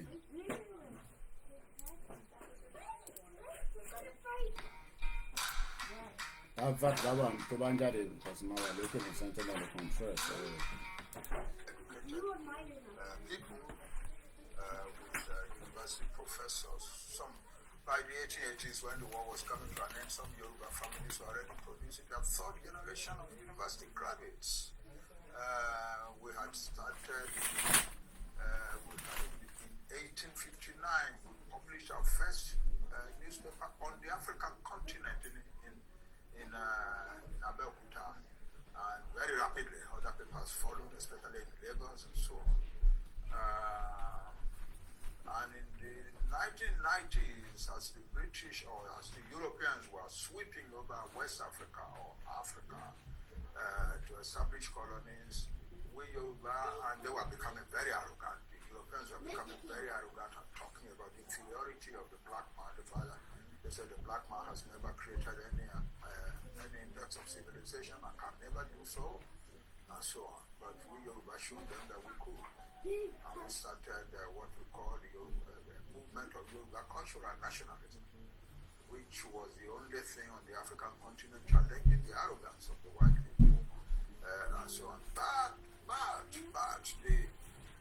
unfortunately, we didn't carry that far enough. We could have. And if we had done that, we had the influence to prevent what later happened, our becoming a British colony, and our becoming part of a large country. We could have. We are a large nation on our own. We don't need to be part of any country. You're referring to the Yorubas? Yeah, the Yorubas, yes. We made mistakes. We had the military power, very big military power to resist any incursions of colonialism into our territory. We commanded a lot of influence in our educated people. We could have influenced the European governments back in Europe. We commanded a lot of influence in our missionaries. One of them was the highest church official in the whole of West Africa. Our clergy had a lot of influence. And then we had great traders in the interior, especially in Lagos and Ajashe, Porto Novo. Some of these merchants already had shipping lines of their own. And we had these powerful newspapers, though, that were the pillars of this movement of Yoruba cultural nationalism. We had all of that, and we yet let our land become British colony, or partly British colony, partly French colony, partly German colony. It's puzzling how we could command such enormous power in our hands, and yet let ourselves become the colony of any other country in the world. And we had the military power too. I have estimated that by 1992, when the first attempt was made to conquer the Ijebu kingdom, there were in different kingdoms and authority in the hands of different authorities in Yoruba land over 500,000 very highly seasoned soldiers, commanded by very powerful, great commanders. We didn't pull all of that together. We didn't pull our military resources together. We didn't use our influence in the media. We didn't use the influence of our educated people. We didn't use our influence in the church circles. Through our clergymen, and we let our country become a colony. Yes, she's of London, last one, London, The French and partly the Germans. We who are students of history, we are looking at that. What really did happen? How could the people who are so powerful and so rich and so capable simply let their country slide the way the other parts of Africa slid? So this is the mistake that gbọ́dọ̀ to share this time around. Mo kí Prof dada lẹ́ǹkan sí. A lè afford dàṣe náà fẹ́ country nísìn. Mo kí brother mi Yẹmí Fátókì. Mo kẹ́yìn àwọn tẹ́tẹ́ wà lórí ìjókòó. Aago 9 àbọ̀ kan náà ni àjọ ń lò. Mo kí ẹ it is King AY. Mo kí àwọn tó wà l'Ondo State. Mo kí gbogbo wa. A lè afford láti ṣiṣẹ́ èdè àbọ̀. Ẹ̀gbọ́n mi, a lè afford láti jẹ́ kó defeat wa pé a gbé Yorùbá nation dání àwa ní àwọn defeat wa àwa accept defeat no kò ṣe mi nìyẹn gbogbo wa la fail nìyẹn ọlọ́run jẹ́ kí tiwa rí bẹ́ẹ̀ o ọlọ́run kò ní jẹ́ kí tèmi àti yín kó rí bẹ́ẹ̀ o a lè afford kó defeat wa so a gbọ́dọ̀ wà very very mo kí ẹ sister mi ìtùnú a gbọ́dọ̀ wà very very strategic a fẹ́ liberate millions of lives oníkàgbé dání o kò yẹ lómi o ẹlòmíì ó kàn take care as day by day pé ok tó bá bọ́ sí déédéé tó bá dẹ̀ bọ́ sí oríṣi tó yẹ kó jáde lẹ́nu ọmọ Yorùbá tó bá bọ́ sí tó bá dẹ̀ bọ́ sí so tó bá bọ́ sí yẹn kí ló máa ṣẹlẹ̀ àti wà defeated nìyẹn tó bá bọ́ sí yẹn àti wà defeated Ọlọ́run ní jẹ́ kí tiwa rí bẹ́ẹ̀ o mo kí bàbá mi Moses ọ̀bẹ Elédùmarè rẹ̀ jẹ́ kí tiwa rí bẹ́ẹ̀ so gbogbo ohun tó gbà ẹni bá mọ àdúrà tó jẹ́ pé ẹ̀yin aṣáára àwọn pásítọ̀ tó ń ṣàdúrà tẹ́ bá lọ sọ́dọ̀ bàbá mi nísìn bàbá wa Prophet Adébáyọ̀ ẹ lè lọ sí church bàbá Adébáyọ̀ Prophet Adébáyọ̀ kò ní lọ ń ṣàdúrà fún Nàìjíríà ìwọ náà tẹ̀ ní òní try ẹ̀ o wà ní church irú máa yẹn o wá ń sọ pé ara tó ń jẹ́ èèyàn yá Nàìjíríà nìyẹn ẹ níná láti fi charge phone ẹlòmíì ní sìn ó fẹ́ wo program bọ̀ nígbà tó bá ń wo fóònù ẹ̀ pé battery ti ń lọ́lẹ̀ àyè á máa já àyè á máa já pé just pé fóònù tó fi ń wo program battery yẹn ti ń lọ́lẹ̀ kò dẹ̀ sí ná I mean you know what kind of life is this and when we are talking àwọn kan dẹ̀ máa mo kí ẹ brother mi Adams Ọlámilékan so kò ń ṣe ń ta máa sọ pé tọ́lọ́run bá jẹ́ kó bọ́ sí tó bá dẹ̀ bọ́ sí tó bá wá bọ́ sí yẹn so kí ló máa ṣẹlẹ̀ ìyẹ́ ìbíra yín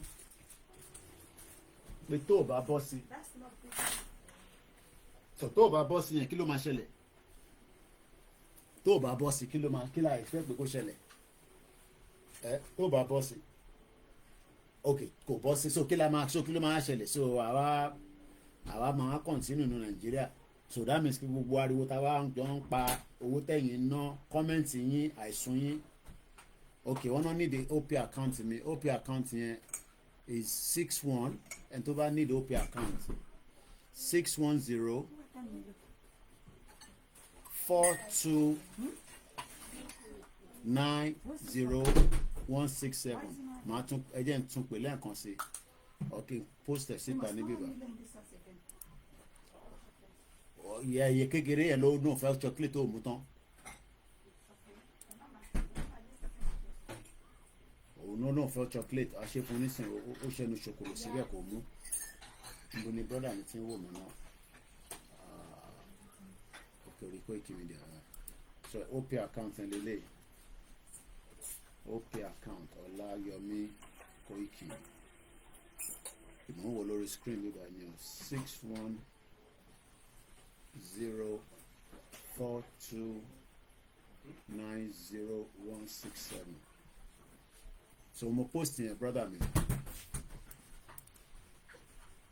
so kàmá máa sọ pé kò lè bọ́ sí. Mr. Olatunji Samson mo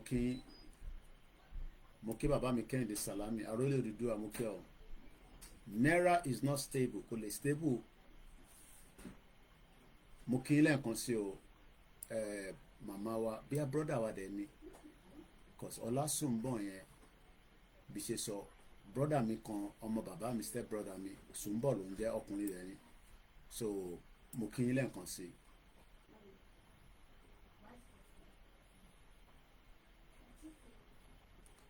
mo lọ bẹ́ẹ̀ mo kí àwọn tó ti wà lórí ètò mo kí àwọn Biafra mo kí Mr. Sunday Kayode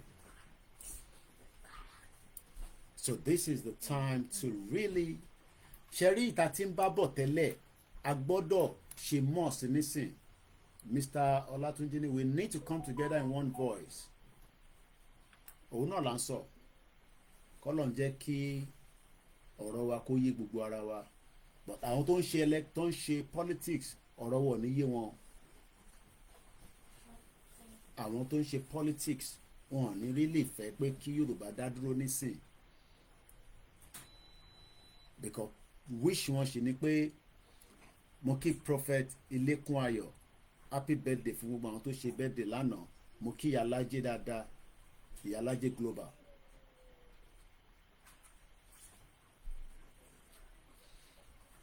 Àwọn tó wà into politics right now ẹ má ẹ̀ka para fúnra wa o they are not interested. Ṣé kí n fi flag mi sẹ́yìn kó kọ́ máa fẹ́ lẹ́yìn mi? Mo like program mi kó má máa show reflection Yorùbá nation mi. Gbogbo flag mi tó kù tí mo ní mo kó dání lọ sí Africa torí ó máa wúlò. So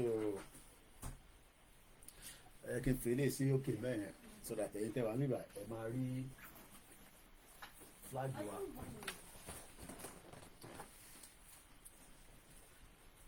Kéèyàn sùn kó máa jí enterprise ní Nàìjíríà kò dáa rárá. Ká sùn ká jí enterprise Nàìjíríà ló ní ẹ̀ lọ́wọ́ òde jágbajàgba. No hope for the masses. Let's leave Nigeria. Ẹ fi Nàìjíríà sílẹ̀ ẹ jẹ́ kó máa bá tiẹ̀ lọ. A máa raise owó láàárọ̀ yìí. A fẹ́ raise owó náírà dẹ̀ la fẹ́ raise. Èlò lẹ fi pé kájọ raise. Àwọn èèyàn ti ń pè mí ní gbogbo gbèríko pé Kóìkì àìtí ìrọ̀wọ́ ẹ̀ kí ló ń ṣẹlẹ̀. Ó yẹ kó ti máa fi change kéékèèké ránṣẹ́ sí wa. Bẹ́ẹ̀ ni Nigeria is gone. Ẹ tó bá ní Nigeria ò tí ì gone nǹkan rẹ̀. Nigeria ti gone tipẹ́. Nigeria ti gone tipẹ́tipẹ́. Àwọn ọmọ Yorùbá ni kò tí mọ̀ pé Nigeria ti gone. Nigeria ti gone. Ẹ tó bá ní Nigeria ò tí ì gone. Ọ̀rọ̀ ló ń pa. Nigeria ti gone. Àìsàn tó ń ṣe Nigeria kò sí medical person kan tó lè fix ẹ̀. Àìsàn tó ń ṣe Nàìjíríà kò sí medical personnel tó lè fix ẹ̀. Ẹ káàárọ̀ bàbá wa Fálẹyẹ. Àìsàn tó ń ṣe Nàìjíríà kò sẹ́ni tó lè fix ẹ̀.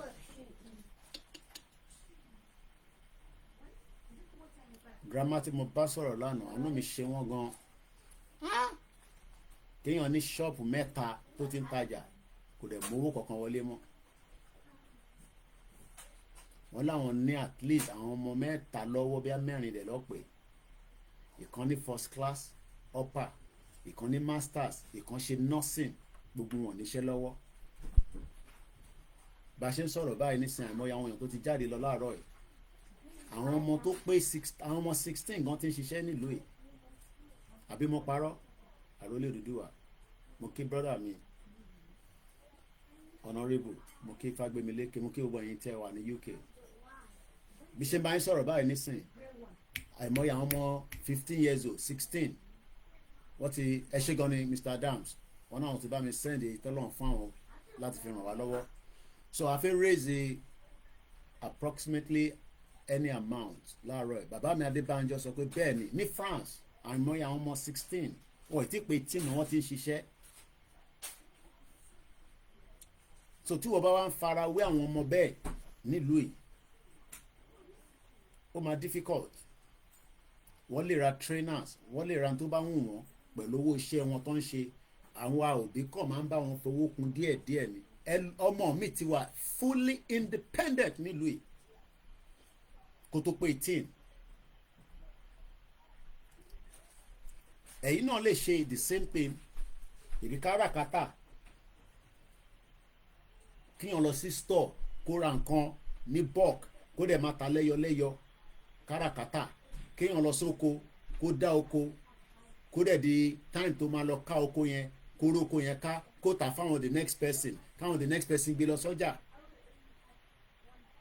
Kí ìlú wà kó ní security, kí ìlú wà kó provide the policies tí àṣeyọrí fi lè wà fún development. Intanṣọ nìyẹn. ṣé Nàìjíríà ṣe yẹn látijọ́ tí a ti jọ ń ṣe Nàìjíríà.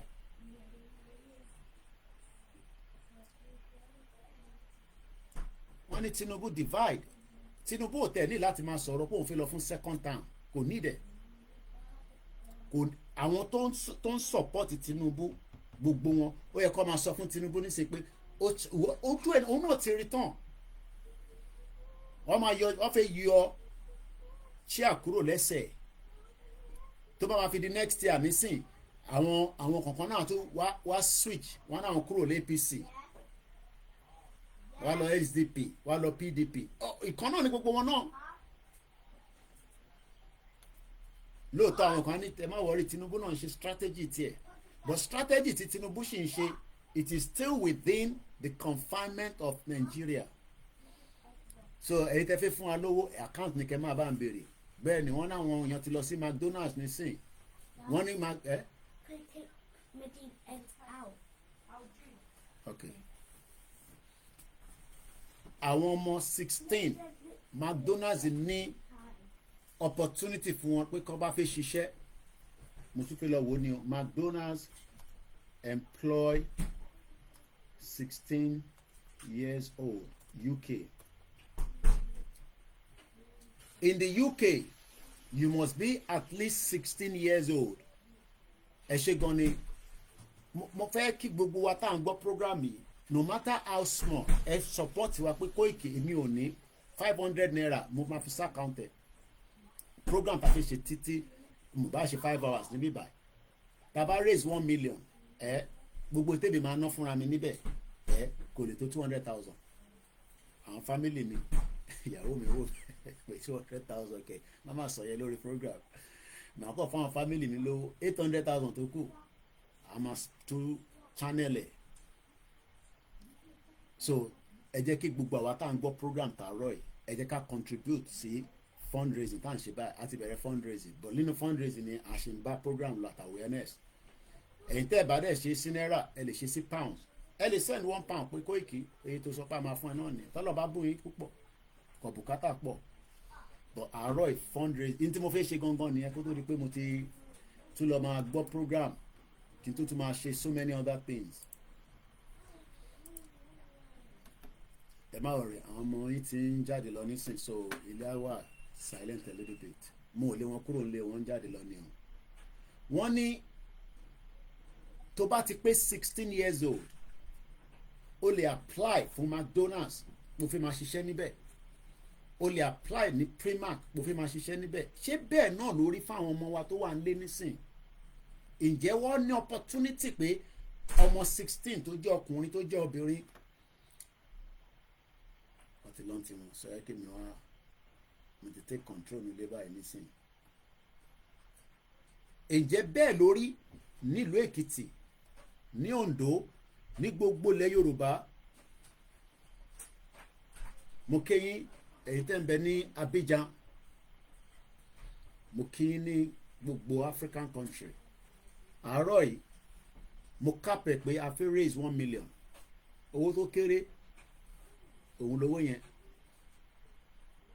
màá dẹ̀ fóònù náà ni mo lè fi mọ balance ẹ̀ mo mọ etí balance mi jẹ́ nísìn tí bá máa fi parí program mo fẹ́ ṣé ó possible ṣá lè raise 1 million yẹn èyí tó pọ̀ jù nínú owó yẹn like I said a tún máa dà padà sínú iléeṣẹ́ yìí ni láti fi ran iléeṣẹ́ yìí lọ́wọ́ so iléeṣẹ́ yìí nídìí ìrànlọ́wọ́ tó pọ̀ bí dẹ̀ ṣe sọ ìrìn àjò tí ń súnmọ́ kọ́lọ́n kó túbọ̀ ṣọ́ àwa náà títí oṣù tó ń bọ̀ ó jẹ́ káwa náà délé that's if all goes as planned títí oṣù tó ń bọ̀ ṣe ràn wá lọ́wọ́ ẹ wo bíbá náà bí ministry yín àǹtí mi kan kọ́nà bá ń kẹ́ wọn dáadáa níjẹta nígbà táwọn send owó sí mi wọ́n wá ní ìtọ́nà fún àwọn táwọn lè fi support mi nìyẹn pé ibi ìbàyẹ̀ láwọn ń dá táìtì tí wọ́n sí mo dúpẹ́ lọ́wọ́ wọn mo kí gbogbo ẹ̀yin tí Ọlọ́run fi ń ṣe gàrí tíra fún wa tẹ́ ẹ̀ fẹ́ jẹ́ kí àṣírí because àwọn kan nísìn ẹ fẹ́ káṣírí iléeṣẹ́ yìí kó tú gbogbo tó bá dẹ̀ jẹ́ káwa lọ bá àwọn olóṣèlú pẹ́ wá fún wa lówó láyé àyà wà níbi tá a bá wà náà ni torí pé èmi mọ̀ pé olóṣèlú ò ní kankan tó lè offer anybody. We have engaged them in the past, we know. I know them very well. Ẹni tó bá mọ ẹni tó ń pè ní Ọ̀túnba Dàpọ̀ Williams nílùú Èkó, sẹ́ni tó ó ní ìfẹ́ tó ní sí mi kò ṣe máa sọ lórí social media. Mo ti sọ̀rọ̀ wọn rí many times. Màá dẹ̀ máa sọ̀rọ̀ ẹ̀ dáadáa ni. Kọ́lọ̀ bá ń fi gbogbo àṣìṣe tó bá ṣe kọ́lọ̀ bá ń foríjì wọn. Dàpọ̀ Williams, gbogbo mọ́tò ẹ̀ nílùú Èkó, private plate number ni DAP 1, DAP 2, DAP 3, láwọn mọ́tò ńláńláńlá. Mo kí brọ́dà mi, a ti lo program yìí láàárọ̀ yìí, bẹ́ẹ̀ ṣe program yìí àwa náà à ń tẹ̀lé yín lórí Koikimedia, Yorùbá Nation Láfẹ́ TV láti Hong Kong, wọ́n ti darapọ̀ mọ́ wa. Program yìí la kọ́kọ́ fi bẹ̀rẹ̀ kó tó di pé mo wá bẹ̀rẹ̀ tèmi, ẹ ṣé gan ni. Ìlú dáadáa lẹ́wà yẹn, 1980 ni mo sì mi ti ń ná Hong Kong, ibẹ̀ lọ́ọ́ ti máa ń rago. 1980 òun ṣe pọ̀ sọ fún mi mo mọ̀ ní ká máa ń wọ oríṣiríṣi ago lọ sí school nígbà tí mo wà primary school, a máa ń display yẹn pọ̀ tọ́ba wa kó dé wa kó lọ sí jàǹkárà, ibẹ̀ lọ ti máa ń supply àwọn tó ń tà, àwọn máa kó wa ní bọ́ọ̀kì ni àwa kó lọ síbẹ̀ nígbà tí nǹkan ṣì ń lọ dáadáa Nàìjíríà nìyẹn. Nígbà máa fi di 90s báyìí wọ́n sì mí ní nọ́ọ̀nà ìlú yìí táwọn bá jókòó sí bíbá gbogbo àwọn ìyá yẹn pátá àtàwọn tí ẹ mọ̀ náà gbogbo wọn ti ta lé wọn, wọ́n ti ta góòlù wọn, wọ́n ti ta property kọ́ lè bá jẹ kọ́ lè bá mọ̀. ẹni tẹ́wà lórí Instagram ó máa lọ but ó máa padà wá kọ́ 1 hour lọ́ máa fún wa lórí ẹ̀. So àárọ̀ ìyá máa raise 1 million naira lórí platform wa, tó bá jù bẹ́ẹ̀ lọ adúpẹ́ fọlọ́run, àtóbẹ̀ àjù bẹ́ẹ̀ lọ. kódà ká lè fi ṣàwọn nǹkan tó ń bọ̀ níwájú àti tí ó ti wà nílẹ̀. Ọlọ́run tó ń bò yín láṣìírí kò ní túnú àṣírí gbogbo wa. Bẹ́ẹ̀ ṣe ń bò àṣírí àwọn pásítọ̀ àti imam, ẹ bò àṣírí Koiki náà ká lè bá ríṣẹ́ ṣe. Mo dẹ̀ mọ̀ pé ẹ ní fi wá sílẹ̀ ẹ̀yin èèyàn wa.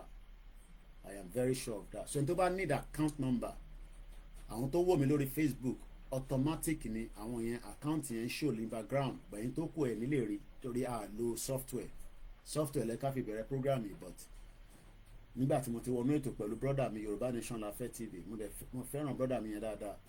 Ìgbàkigbà tẹ bá dẹ̀ wá sí London bẹ́ẹ̀ ṣe sọ, bí mo tẹ̀ nílé tẹ máa sùn torí London ilé wa máa ń kéré ni, kò dàbí Amẹ́ríkà. Àwọn Amẹ́ríkà ló nílé gbẹ̀ngbẹ̀ngbẹ̀, ibi tẹ máa sùn mọ́ máa bá yín sanwó, àtìlé máa bá yín sanwó ọjọ́ méjì, ẹ̀ máa san tó kù tó confam, máa bá yín san yàrá méjì 2 nights anytime tẹ bá ti náà fẹ́ wá UK. ẹ nílé dé sọ́dọ̀ mi torí ilé tiwa ò tóbi, Amẹ́ríkà ló nílé gbẹ̀ngbẹ̀ngbẹ̀, àwa táwa ń lo òyìnbó amọ́nẹ́jì ni.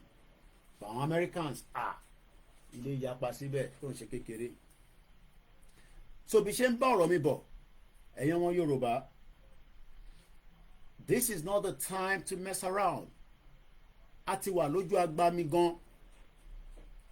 Ìbéèrè tààrọ̀ ẹ̀ òun la máa fi ṣe question yàtọ̀ sí pa fundraising. Ṣó dáa kí Tinubu tún náà fi lọ ṣe 2027? Ṣó wọ́tẹ̀? Ẹ bá mi fi sínú comment section kẹ́lẹ̀ máa béèrè account number. A fẹ́ raise 1 million.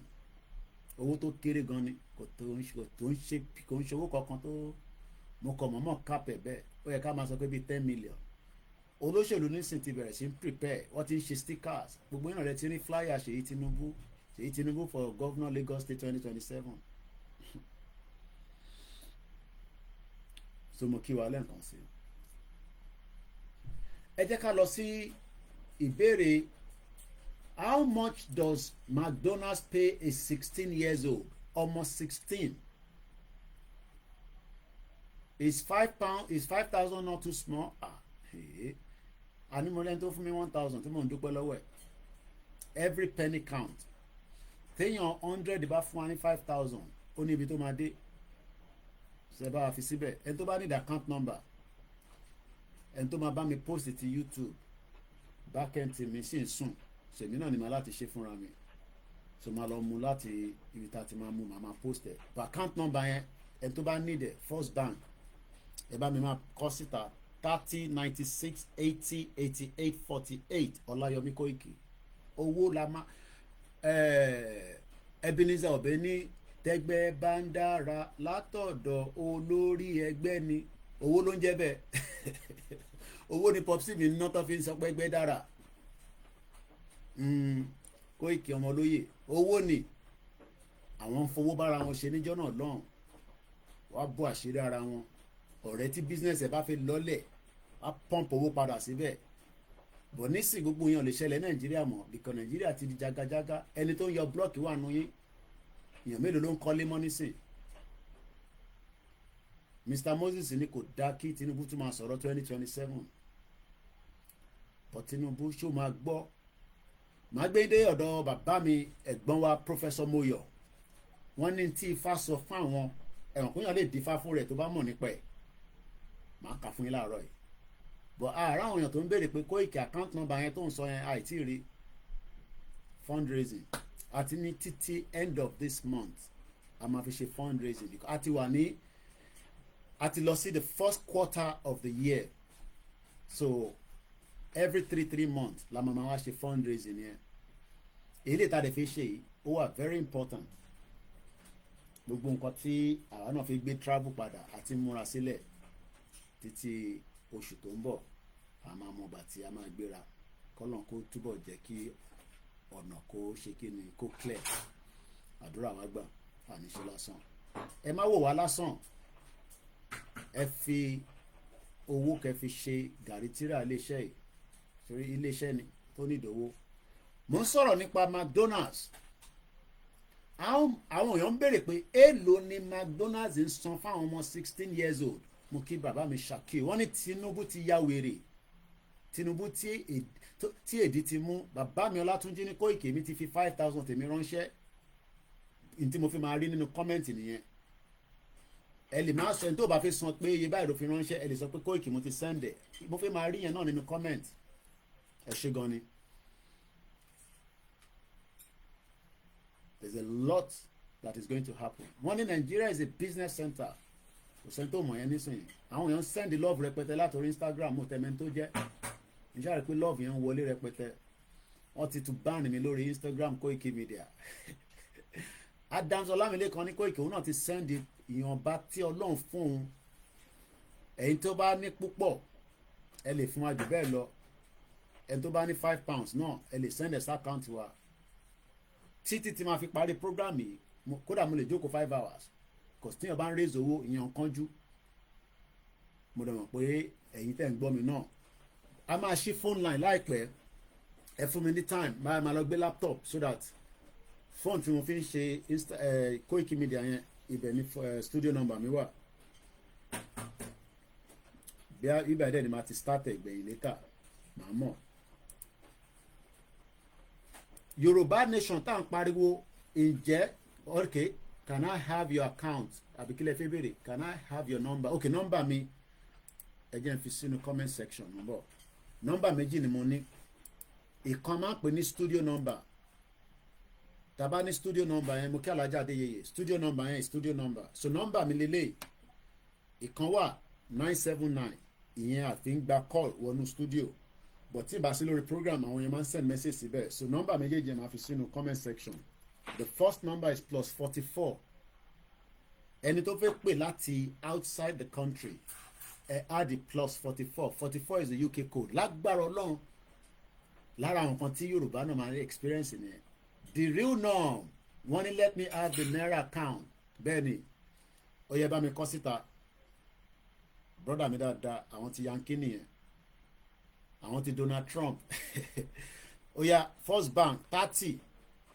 96 80 88 48 ẹ jẹ́ kí n try láti fi sínú comment section níbí báyìí Instagram yìí mo really mọ̀ owó ẹ̀ mo ti ṣí TikTok finally but olóyè ló máa bá mi launch ẹ̀ Ìgbòho ṣá so mo fẹ́ dé Germany kí n lọ pàdé olóyè kó olóyè wá bá mi fi fídíò àkọ́kọ́ sórí ẹ̀ màá lè lọ fi fa ẹ mọ̀ pé awóró ló lóyè Ìgbòho tó o bá ti dárúkọ Ìgbòho lórí program kíyàn kan máa sọ fún yín pé wọ́n forúkọ lóyè wọ́n fi ṣe program wọ́n fi mẹ́kọ̀ owó irọ́ ni o gbogbo wa pátá là ń lo orúkọ lóyè agúnmu ni agúnmu tó lẹ̀ ń tà lójoojúmọ́ o gbọ́dọ̀ máa dárúkọ lóyè ní gbogbo ìgbà so account number yẹn nìyẹn brother mi lórí Instagram ẹ jẹ́ wá pin ẹ̀ mọ́lẹ̀ ṣé mo lè pin ẹ̀ ok mo ti pin ẹ̀ yẹ òun nìyẹn ẹ ṣe gan ni yẹ 30 96 80 80 bẹ́ẹ̀ ni kò wá sówó kan tó kéré wọ́n ní please I need that lady made orí olókun ok ẹ pè mí àbí kẹ́ lọ sórí page wọn omitaf culture lórí Instagram màá post ẹ̀ síbẹ̀ nísìn brother mi tó ń gbọ́ mi lórí Facebook wọ́n náà wọ́n ṣé kí n lọ change kí n lọ wọ eléyìí tí mo wọ eléyìí máa fi ń sùn wàláì màá wọ PJ mi sísàlẹ̀ èyí tí máa fi ń sùn lélẹ̀ so sister mi yẹn page wọn náà dẹ̀ ló wá jáde page wọn jẹ́ omitaf culture ẹ jẹ́ kọ́ mo lè polówó fáwọn ilé ìkọ̀sí mo lè guarantee oníyàn mẹ́ta bẹ́ẹ̀ tí a máa ń Kentos Manchester ló wà Kentos yàn dáadáa dẹ̀ ni à ń polówó but àwọn tó ń jẹun tájọ́ ń ṣe Yorùbá nation ó ní sísítà mi kan náà lamẹ́ríkà mo ti sọ fún wọn pé business wọn tán náà nìyẹn kó sọ fún mi kó send the details máa plug ẹ̀ mọ́ channel mi so but bí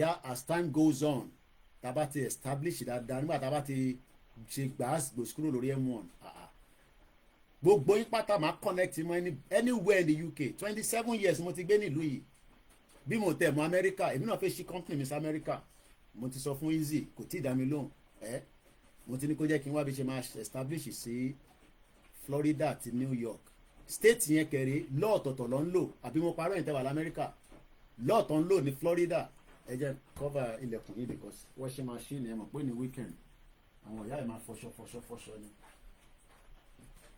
so ẹ̀rọ ọmọ ìpè tí omi dáadáa nísìn ọwọ́dẹ̀ mo bí lómi wá nísìn tí bá rí ṣó máa sánú ẹ̀ á ní mi ní bàbá nù lé ẹ̀jẹ̀ ń tanná ara ń tàn sọ náà nìyẹn iná ẹ̀ nísìn a máa jẹ kínní mo kẹ́yìn mọ́mì mi tẹ́ ń tajà ní gbogbo bí tẹ́ ti ń tajà ẹni tó ń ta aṣọ ni so orí olókun tẹ́ ń sọ yẹn omitaf culture tẹ́ bá ti lọ sórí Instagram ṣẹ̀rí page wọn yẹn lélẹ̀ mo mọ̀ bẹ́ẹ̀ tí ẹ̀ ń wò mí lórí mò ń bọ̀ ẹ jẹ́ kí n fún wa ní original òun lélẹ̀ so page wọn nìyẹn ẹ lọ sórí page wọn ẹ rí gbogbo information wọn bàbá mi Dayọ̀ wọ́n ní Koiki má bínú pó kéré ṣó mọ̀ pé Nàìjíríà àwa náà là ń ṣe bùkátà àwọn tó wà ń lé ìwọ̀nba tọ́lọ̀ ń fún mi èmi náà ti sẹ́ǹtẹ̀ mi sí ẹ mo dúpẹ́ lọ́wọ́ gbogbo yín àṣírí yín a máa bò 1 million naira la fi raise owó tó kéré ni owó tí ọ̀kan lè ní Koiki máa gbà yí tó kù bọ̀ jẹ́ kí mi fún ẹ ní 1 million yẹn Ọlọ́run jẹ́ kí mi gbowó lọ́wọ́ olóṣèlú láyé ìjọ tí bá ti gbà mo ti dalẹ̀ ọmọ Yorùbá nìyẹn they are born bastard. nọ́mbà tẹ́nìkan béèrè lẹ́ǹkan kí tó gbàgbé èèyàn kan ní Koiki I need the telephone number +44 74 04 my mix number in mobile má bínú +44 74 044 05 917 ìyẹn ni studio number so tẹ́ bá ti save number yẹn ẹ kọ Koikimedia studio number the second one is just normal number nìyẹn ìyẹn náà mo mọ̀ yẹn lórí +44 75 94050979 so ẹ lè ní méjèèjì lọ́wọ́ but tá a bá ń ṣe program tẹ́ bá pè sórí 979 ànídáyín lóhùn mo kí Mr. Tunde Michael ẹni tó bá ní the account number ẹ lè máa ní Koiki bá mi pè síta ká lè fún ẹ lówó tó ní ọ̀fẹ́ láàárọ̀ yìí kò ń ṣe páwa náà ní tó pọ̀ but I appreciate n tó ń ṣe àdẹ̀dúpẹ́ lọ́wọ́ ẹ̀ so mo kí brother mi Dayọ̀ jẹ́ ìwọ náà ti send it wọn ẹni tó bá wá ní nǹkan tó fi bá wa sọ info@koikimedia.com so telephone number mi ni ṣé number yóò ti pọ̀ jù báyìí eléyìí tí mo fi síbí báyìí +44 74 044 05917 kí ló dé tí di ọ̀dà náà wọ́n kéré +44 75 9405 ok ó pé alright so kí ni ọ̀nà àbáyọ ẹ jẹ́ ká kọ́kọ́ tún padà sọ́dọ̀ àwọn ọmọ tó ń ṣiṣẹ́ nílùú yìí ọmọ 16 years old tí ń ṣiṣẹ́ ní ìlú òyìnbó lọ́ọ̀ ní wọ́n gbọ́dọ̀ cheated òfin United Kingdom mo kí ẹ̀yin tó ti wà lórí Twitter space mo kí Chinedu àwọn ọmọ Biafra mo kí gbogbo wa mo kí àwọn tó wò mí ní gbogbo ibi tí ojú ti ń wò mí. For 16 to 18 years old working as a crew members in the United Kingdom, the rates are vary. At McDonald's, the average hourly pay for the age group of 16 to 18 years old is approximately £9.62. O lè má mọ̀ tán pè ní £9.62 but màá fi nǹkan kan wọ̀nyí wọ́n náà pé mo tọ́jú £10 kan dání sí bíbá àgbàlagbà gbọ́dọ̀ máa ní change lọ́wọ́ púpọ̀ ní wa owó wa orí káàdì ló wà gbèmí máa ń like fiat ẹran tí pé tí Bishop Adesina máa ń bá wa sọ̀rọ̀ wọ́n máa ń ní fiat owó tán pè ní fiat lélẹ̀ owó tó lè fi sọ́wọ́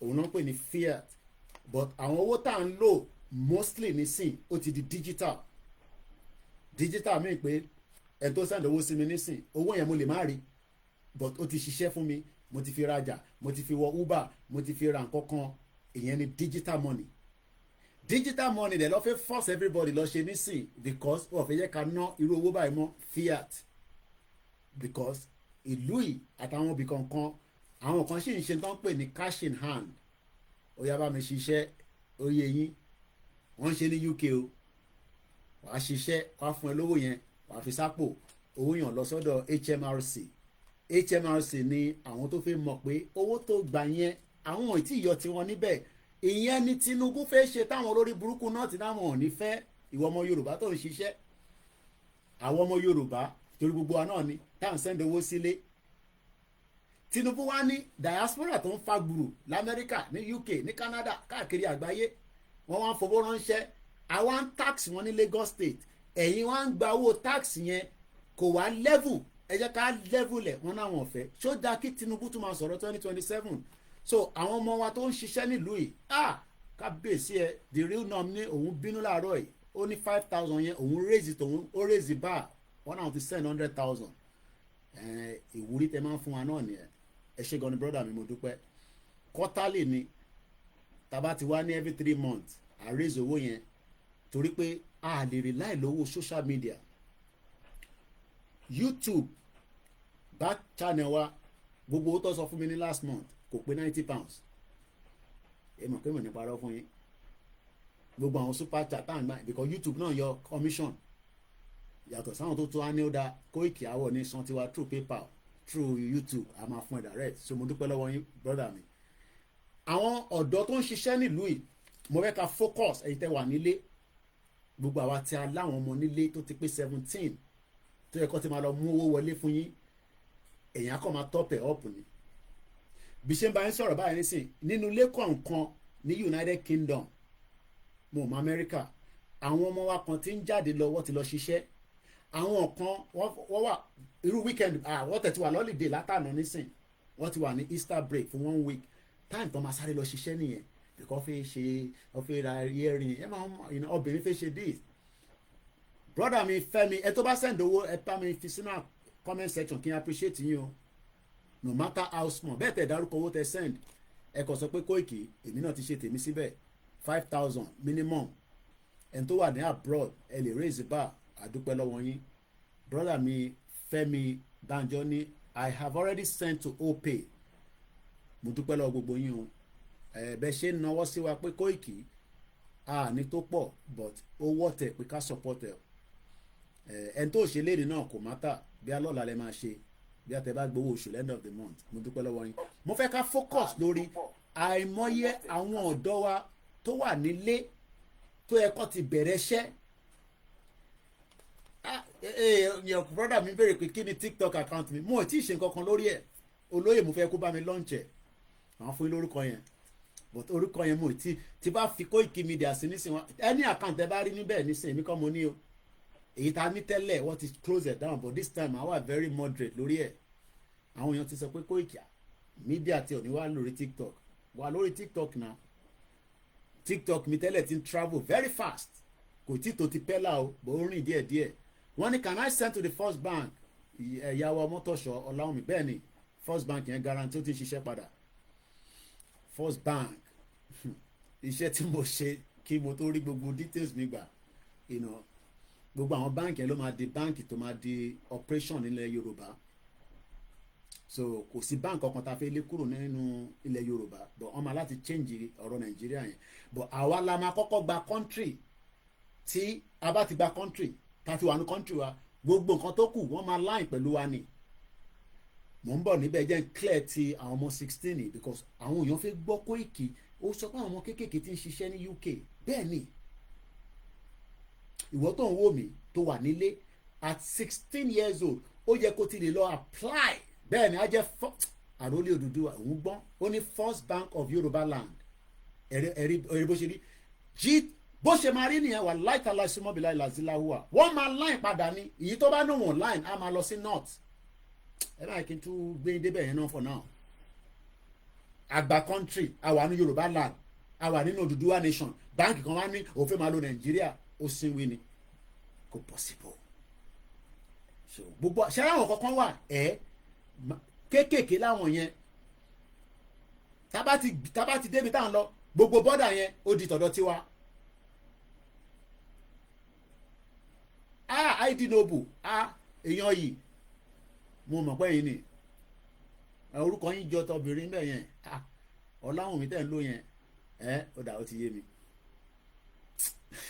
Àwọn èèyàn mọ tó ń bọ̀ tí bàbá Akíntóyè bá ti ní gbágá tó dẹ̀ tún di gbágá méjì kí má fi gbogbo ẹnu sọ̀rọ̀ ó ti yá àwọn kan bẹ́ẹ̀ yẹn gbágá kan tó máa ní gbágá ẹ jáde gbágá kejì tó jáde a block gbogbo bọ́dà nìyẹn. No in no coming out lórí omi lórí ẹ̀ wọ́n bí anybody dá ìyẹn ló ń pè náà fẹ́ defend ẹ̀ tán a gbọ́dọ̀ múra sílẹ̀ kò ń ṣeré ọmọdé kò ń ṣe tájọ́ ń bára wa tá à ń sọ yìí o èmi gan máa wà ní field àjọ máa wà ní field ni bẹ́ẹ̀ jẹ́ ká dúró lórí àwọn ọmọ 16 torí ọmọ 16 years old tó wà Nàìjíríà lẹ́nìí kò níṣẹ́ lọ́wọ́ ká sùn ká jí enterprise níbi tí ayé gbadé nísìn níbi tí ayé ń tẹ̀síwájú. Bàbá mi Alhaji Shafarudeen tẹ́ bá ṣì wà lórí program àwọn Tàlímọ̀ṣọ́ ni ẹ gbọ́dọ̀ padà wọ́n sọ fún mi nísìn pé ẹ gbọ́dọ̀ padà you are a strong man in the movement. Ẹ jẹ́ kó parọ́ mọ́ gbogbo wa wọ́n ti parọ́ ẹjìbà ìgbìmọ̀ àwọn ni mo náwó rédíò. Bàbá Adéníran ẹ máa kà tún lọ́bẹ̀ láàárọ̀ yìí kò sí ẹ̀yẹ́ má wọ́rì àwa tá a bá ń bá lọ ẹ jẹ́ ká máa bá lọ. Definitely díran máa fún yín kan ẹ má wọrí máa tẹ release orúkọ yẹn but mo ní sẹ́nìtì lórí ẹ̀ until mo ti change orúkọ tó bá wá username ló sì ń lò bọ́ máa forúkọ sí bọ́ olóyè ló máa bá mi launch ẹ̀ tí bá máa launch ẹ̀ báyìí máa gbé olóyè síwájú báyìí bọ́ máa fún àwọn èèyàn lórúkọ TikTok mi bọ́ kò ní ṣe léni torí mo ti change orúkọ yẹn mo kàn monitor ìyàn kan péré dẹ̀ ni mo dẹ̀ ń follow olóyè nìkan ni mo ń follow lórí ẹ̀ Ìgbòho ṣá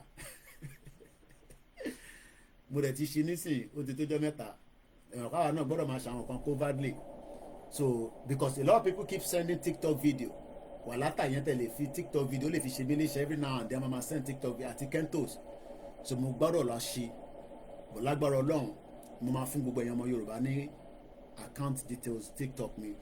Ẹ jẹ́ ká dúró lórí pé pọ́n 10 òun lówó tẹ̀ ń wò yìí owó UK ni owó Ìyá Charlie but kò sí Ìyá Charlie mọ́ Ìyá Charlie ti lọ one of the oldest queen in the United Kingdom. Ọba tó súnmọ́ queen òun ni ọba Awùjalẹ̀ yẹ́ wo ló ní Awùjalẹ̀ ti wà lórí oyè náà mò ń bọ̀. How long has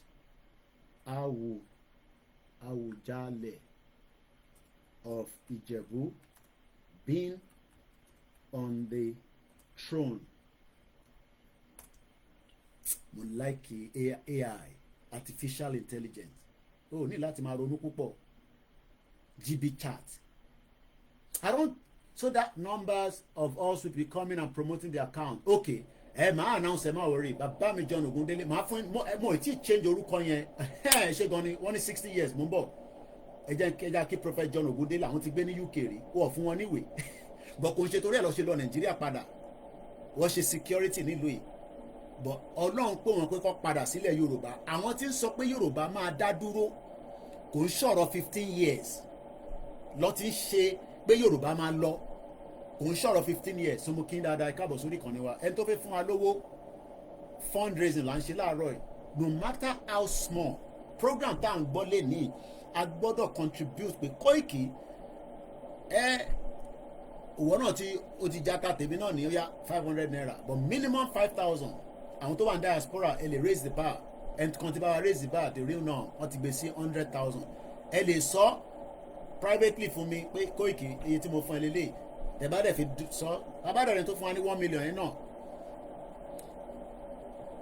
mo ń padà sórí Awùjalẹ̀ kábíyèsí ìyẹn máa ń ṣe fìlà èyí náà la máa ṣe coronation ní aláàfin èrè aláàfin wa tó ṣe young ṣe rí pé àsìkò tó dá lélẹ̀ nígbà táwa máa gbọ́njú mọ́ bàbá aláàfin tàná tó wàjà èmi rí wọn gbogbo tí a jọ sọ èmi àti gbowó mo kàn ti sọ àwọn díẹ̀ àwọn tó kù kò ń ṣe ta lè sọ àárí bàbá yẹn as ọ̀dọ́ nígbà táwa dá wọn mọ̀ pé ọba ni wọ́n so a dúpẹ́ fún ọba tèmi pé ọ̀dọ́ làwọn and I hope that wọ́n máa line pẹ̀lú pé kí Yorùbá kó dá dúró kò sí ọ̀rọ̀ àníyàn níbẹ̀ tọ́ba bá ti parí gbogbo coronation ẹ̀ Yorùbá gbọ́dọ̀ dá dúró a máa pèsè wọn létí àwọn fẹ́ kọ́ parí gbogbo coronation tó fẹ́ ṣe lé ní àtọ́lá ni by Monday a máa bẹ̀rẹ̀ sí pé bàbá wa láàfin pé kí ló ń ṣẹlẹ̀ bàbá àwọn ọmọ yìí náà fẹ́ lọ ọ̀rọ̀ Nàìjíríà sí lọ́rọ̀ Aláàfin is a empire là ń sọ yẹn but ẹ má ẹ̀ka divert so ọba Síkírù Káyọ̀dé Adétọ̀nà the Awùjalẹ̀ of Ijebuland has been on the throne since April 2nd 1960 Nàìjíríà ò tí gba independent kábíyèsí Elédùmarè nǹkan ti ṣe wá nǹkan ti ṣe lẹ̀ Yorùbá bàbá mi Prophet John Ogundele wọ́n ní Yorùbá independent is on the way coming in Jesus name amen Yorùbá Nation la fẹ́ TV àwọn tó ń kàn Ọlọ́run jẹ́ kémi lè dé bẹ́ẹ̀ Ọlọ́run jẹ́ kẹ́yìn náà lè dé UK àwọn òlú kan wà wàá tún máa wà excited gbogbo rọ̀ dé Amẹ́ríkà Amẹ́ríkà but a gbọ́dọ̀ délẹ̀ Yorùbá a gbọ́dọ̀ kọ́kọ́ fi ilẹ̀ Yorùbá ṣe igbá àyà wa kó wà ní mú wa báyìí ká tó máa ronú any other country around the globe ẹ gbọ́ mi yé mo ti fọ́ mo láìkẹ́ ẹni máa fi ń sùn ni. Awùjalẹ̀ ẹ jẹ́ ká lọ wo how long ni Queen Elizabeth fi wà lórí oyè how long was Queen Elizabeth ọmọ àlè ní kọ̀ǹpútà kò tẹ̀ jẹ́ kí n parí ẹ̀ tán ti gbé jáde ìwọ ọmọ 30 years old ò ní iPad nínú ilé bàbá 40 years old òun náà run business òun náà run business ẹ̀ lórí phone ò ní laptop ò ní desktop ò ní internet bẹ́ẹ̀ ni Awùjalẹ̀ ti wà lórí oyè for 60 years Queen tẹ̀lá fẹ́ wò 3 years ló fi ju Awùjalẹ̀ lọ kó tètè kó dákẹ́ láyé 65 years ẹ ṣe gan ni tàbá àdé ìgbà tó kú as at the time tí Queen máa fi kú Queen Victoria no kò ṣe Victoria la fẹ́ o Elizabeth ni Elizabeth Victoria ìyẹn wà lára àwọn tó lọ kó wa lẹ́rú ìyẹn láìkẹ́ ẹrú gan báyìí nígbà tó sọ pé ẹrú yes 65 years ló fi wà lórí oyè yes well Queen Elizabeth II reigned for 70 years 214 days from February 6 1952 ó rà pé wọ́n náà wà ní Kenya ní bàbá ẹ̀ kú àbí kankan lọ́ọ́ fi pè wálé but ewa wo Gani Olóyèdé ní Koiki èmi náà mọ̀ ní àwọn ògbélé abroad Africa làwọn wà ó náà send 5,000 mo dúpẹ́ lọ́wọ́ gbogbo ẹ̀yin tẹ́ ń ṣe contribution towards our fundraising oṣù kan la máa fi ṣe so tẹ́ ẹ̀ bá ní lé ní ẹni títí the end of April nígbà òde rally máa dé bàbá kí tó yóò sọ déètì fún mi bò wọ́n náà ń bọ̀ ó ti dé tán announcement dẹ̀ máa jáde Queen Elizabeth II reigned for 70 years 70 tẹ̀ lọ́pẹ́ brother mi kò ṣe 65 wọ́n ló wá sórí oyè on the 6th of February 1952 Nigeria ò ti gba independent but ó ti di Nigeria as at 1914 àwọn wá ń lo ayé tó da àwọn ọba tí wọ́n ẹ wo bí àwọn ọba tí wá ṣe rí ẹ rí pé kò sí àṣẹ lẹ́nu ọba wa ìyá yìí pàṣẹ tó fi kú ni prime minister tó wá tó lọ kò ń ṣe 5 nígbà tí ìyá yìí wà lórí oyè bó ṣe jẹ́ kó rí nílẹ̀ Yorùbá nìyẹn ìyẹn ló máa jẹ́ kí a máa padà síbi tí ọ̀dọ́ máa ríṣẹ́ ṣe tó bá jẹ́ pé à ń lo that structure system of àwọn kinship wa tó bá máa sọ pé ó yá industry yẹn kí ló dé tó ṣiṣẹ́ ẹ bá ń gé orí gọ́vnà yẹn wá gọ́vnà tó bá débẹ̀ á mọ̀ kó jẹ́ kóun ṣe factory fún gbogbo ọmọ Yorùbá tí àwọn ọ̀dọ́ máa lọ máa ṣiṣẹ́ àwọn iṣẹ́ kan wà kò ń ṣiṣẹ́ tó ẹ̀yin ò nídìí iṣẹ́ tó pọ̀ ẹ̀yin ọ̀dọ́ ni mò ń sọ irú àwọn àgbàlagbà báyìí àwa máa a lè fa 14 hours but ẹ̀yin ọ̀dọ́ gbọ́dọ̀ lọ máa ṣiṣẹ́ ọ̀dọ́ ò gbọ́dọ̀ máa sùn kó máa jí kó lóun ò ní ṣiṣẹ́ you have to work àìmá lè ṣiṣẹ́ yín ó máa mú oríṣiríṣi thought olè oríṣiríṣi jìbìtì ọgbọ́n olè ọgbọ́n this a máa mú wá sí thought mind yín but nígbà tó bá ti lọ ṣiṣẹ́ tí system yẹn dẹ̀ wà wọ́n ní late queen met my great grandfather ọba Afúnbíowó Adésídà of Àkúrẹ́ land àrólé Odùduwà ló sọ yẹn ẹ̀wọ̀n ọmọọba lòun náà ó ní queen tó kú yìí eléyìí tó kú yìí ìyá yìí Queen Elizabeth àrólé ní ó pàdé late grandfather wọn so báwo làwa ṣe wá get it wrong tí àwọn ọba ilẹ̀ Yorùbá tí kò sí àṣẹ lẹ́nu wọn mọ́ Britain ló dá gbogbo ẹrù ṣẹ́rí pé ó ní jìbìtì ni wọ́n àwọn tọ́jú tọ̀dọ̀ tí wọ́n ẹ má bínú mo kí gbogbo àwa ọmọ Ọ̀yọ́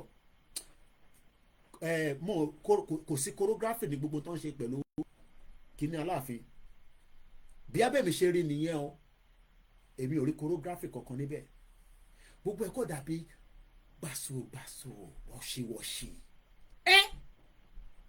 nígbà tí King Charles fẹ́ jọba choreography yẹn pọ̀ jù ọba là ń sọ yìí ẹnu ẹ lọ ẹ wo projection pé Aláàfin kò jẹ́ kí God Nàìjíríà kò ní dá fún Nàìjíríà ó dà pé àwọn èèyàn gẹ́ẹ̀tì kan tí mò ń sọ láàárọ̀ yìí mo kí ẹ Usman no ṣé bẹ́ẹ̀ mi ṣe rí ni àbí èmi lèmi kàn rí bẹ́ẹ̀ bí as a person tó ti gbé ní UK tó ti witness for 27 years mo ti rí bí wọ́n ṣe ń ṣe ètò àwọn ọba àtàwọn ọmọ wọn àtàwọn ọmọ wọn ọba Aláàfin ó fẹ́ joyè gbogbo ẹ̀ wá rí ẹ wo ọdún mọ́tò tó gbé kábíyèsí sí kábíyèsí Elédùmarè títóbi ẹ o Aláàfin ikú bàbá yèyé Nàìjíríà ni olórí burúkú gọ́vnà Ṣèyí Mákindé òun á gun mọ́tò ńláńlá tó da ẹ wo mọ́tò tó gbé fún kábíyèsí ó jẹ́ kí kábíyèsí ní kó bá òun gbé orí Ṣèyí Mákindé wá kó gbé sórí gbáǹbẹ̀ kó gbé sẹ̀lé ó náà pọ̀ yẹn ọmọ Yorùbá ẹ̀ rí ìta àwọn sọ kọjá ọ̀rọ̀ Fúlàní mo kàn wo gbogbo ẹ̀ báyìí mo ń fò pé ẹ wòran. We are talking about the Aláàfin, the Aláàfin of Yorùbá empire kan. Ẹ wo kò sí choreography. Ọmọ tó ń pè choreography. Kò ní dá fẹ́yàn olóṣèlú. Ẹ ní ṣoríire. Ẹ wo bẹ́ẹ̀ ṣe ṣe ọba Aláàfin. Gbogbo ẹ̀rí wọ̀ṣìwọ̀ṣì. No planning, no nothing because Ṣèyí Mákindé ò fẹ́ náwó olórí burúkú ara ẹ̀ fẹ́ fi owó tó jẹ́ kó fi ṣe Aláàfin tí Aláàfin máa fi mọ̀ pé yes òun wọlé ó fẹ́ gbé lọ fi ṣe election ó ní ṣoríire a máa da gbogbo ẹ̀rú ni mo sọ fún yín ẹ̀ ní kúre dumb bastard Aláàfin ẹ̀yẹn wọlé tán wicked people ẹ̀yin ìkà ọ̀bàyéjẹ́ a sì ń rèézò owó ní kókó ọ̀bàyéjẹ́ olórí burúkú mo kàn wo gbogbo ẹ̀ báyìí láti bí báyìí fídíò tó ń ṣe gan sẹ́ gbogbo ẹ̀ Aláàfin tó yẹ kó ní mídíà tiẹ̀ tó yẹ pé ó yẹ kó ju gbogbo mídíà Nàìjíríà lọ ó yẹ kí palace ní mídíà tiwọn tó jẹ́ pé owó tó máa yìn. Do you know what the palace mo ń bọ̀ ẹ jẹ́ n gbú kọ̀ọ̀kan wá. What is the budget for King Charles? Mo ń bọ̀ ẹ yẹ ká kọ̀ kí n kọ̀ Google kankan. ẹ wo nǹkan ẹ wo tí BBC gbé jáde fún mi nísìnyí mo lè fi wọ̀nyí. Ó dùn mí pé a lo software láàárọ̀ yìí but kò má tà manage ẹ̀. Màmá gbé laptop yẹn wá báyìí kò convenient fún mi. Ẹ wòran. Do you know that King Charles' coronation cost us £72 million? Ẹ ní sóríire gbogbo ẹ̀yin governors yẹn ẹ ní sóríire ni mo sọ fún yín. Èèyàn kan wá ní ká dákẹ́ idiot all over the place. Ọmọ Yorùbá ìwọ ń gbé labroad ìwọ rí bí àwọn ọba àgbáyé ṣe bó ṣe ń project wọn síta. Ṣé àwọn project Aláàfin síta? Ẹlòmíì ò tẹ̀ nímọ̀ pa Aláàfin ló ń lọ yẹn. Ara ń tàn sọ pé ká gba country nìyẹn náà. Ẹ kò fi pé bí àyàn kan máa pariwo lórí social media mo rẹ̀ gbogbo àwọn ọmọ Ọ̀yọ́ ó jẹ́ kí brother mi brother mi orúkọ tó wà lamẹ́ríkà bàbá mi Moruf irú àwọn kan tó yẹ kó máa sọ nísìnyí yẹn pé kò ní dá fún Ṣèyí Mákindé tó gbowó jáde pé ká fi ṣe coronation Aláàfin àwọn olóyè kó máa fa gbogbo wàhálà yẹn ìtẹ́mi gbé dání ó pọ̀ ju èyí tó yẹ kó máa sọ nìyẹn àlùmọ́rù bẹ́ẹ̀ ni nítorí kí brọ́dà mi máa bá Ṣèyí Mákindé sọ ni pé kówó jáde ọmọ àlè owó ń bẹ lọ́wọ́ ẹ̀ ṣìgìdì owó ń bẹ lọ́wọ́ Ṣèyí Mákindé ṣọ́run ló lówó yẹn ni taxpayers money kò séye ta ná fún Aláàfin tó kéré bomb bastard ẹ̀ ní sóríire ó kù díẹ̀ fún gbogbo yín ẹ wo bó ṣe ń ṣe gbogbo ẹ̀ Aláàfin mo kàn jókòó mò ń wo gbogbo ẹ̀ láti tàn báyìí mò ń wo pé àárá àwọn ọmọ Ọ̀yọ́ kẹ máa bínú kò sí choreography kankan. Nothing. The reason is because Nigeria ta wà tẹ́lẹ̀ Sultan of Sokoto fẹ́ gba Aláàfin mọ́ wa lọ́wọ́ a tún wá rí i pé Yorùbá ló gbà ẹ wá fẹ́ ṣe choreography ẹ wá ṣe gbogbo ẹ wọ̀ṣìwọ́ṣì ni o wọ̀ṣìwọ́ṣì odindi Aláàfin. King Charles' coronation cost the UK £72 million sterling. Pound sterling. Ẹ calculate ẹ padà sí náírà. Idiot all over the place. Ṣèyí Mákindé kọ̀ fún wọn ó lè nìkan kó 50 million fún Aláàfin kó lọ fi ṣe coronation. Kò ń ṣe Aláàfin ló yẹ kó náwó. State ló yẹ kó gbé owó sílẹ̀ pé wọ́n máa fi ṣe Aláàfin wọ́n máa fi ṣe coronation. Nǹkan ti ṣe wá.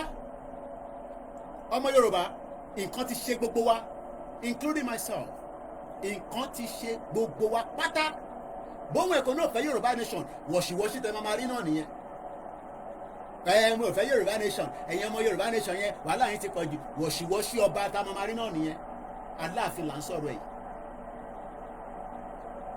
èmi dé pálásì ikú bàbá yèyé wọ́n múná lọ mọ́mẹ́ ọba wa mú torchlight nínú palace ọlọ́ọ̀bá o àwọn ọba yẹn ti jìyà àwọn ọba wa ti jìyà ní àwọn tẹ̀tí kọ́kọ́ wọlé lórí chair tí bàbá jókòó sí ní mo wó bàbá ẹ má dá yẹn lóhùn a máa gbádànù nísìn a máa gbádànù àwọn tó máa ń káàkiri a máa gbádànù nísìn mo ti gbádànù Aláàfin mo dé palace mo ní àbí bàbá ń fi tọ́ ìṣeré ni ìyẹn the late ikú bàbá yèyé wàláì nígbà tí náà ẹ̀dẹ́ ṣẹ́jú báyìí ní kábíyèsí bá tan torchlight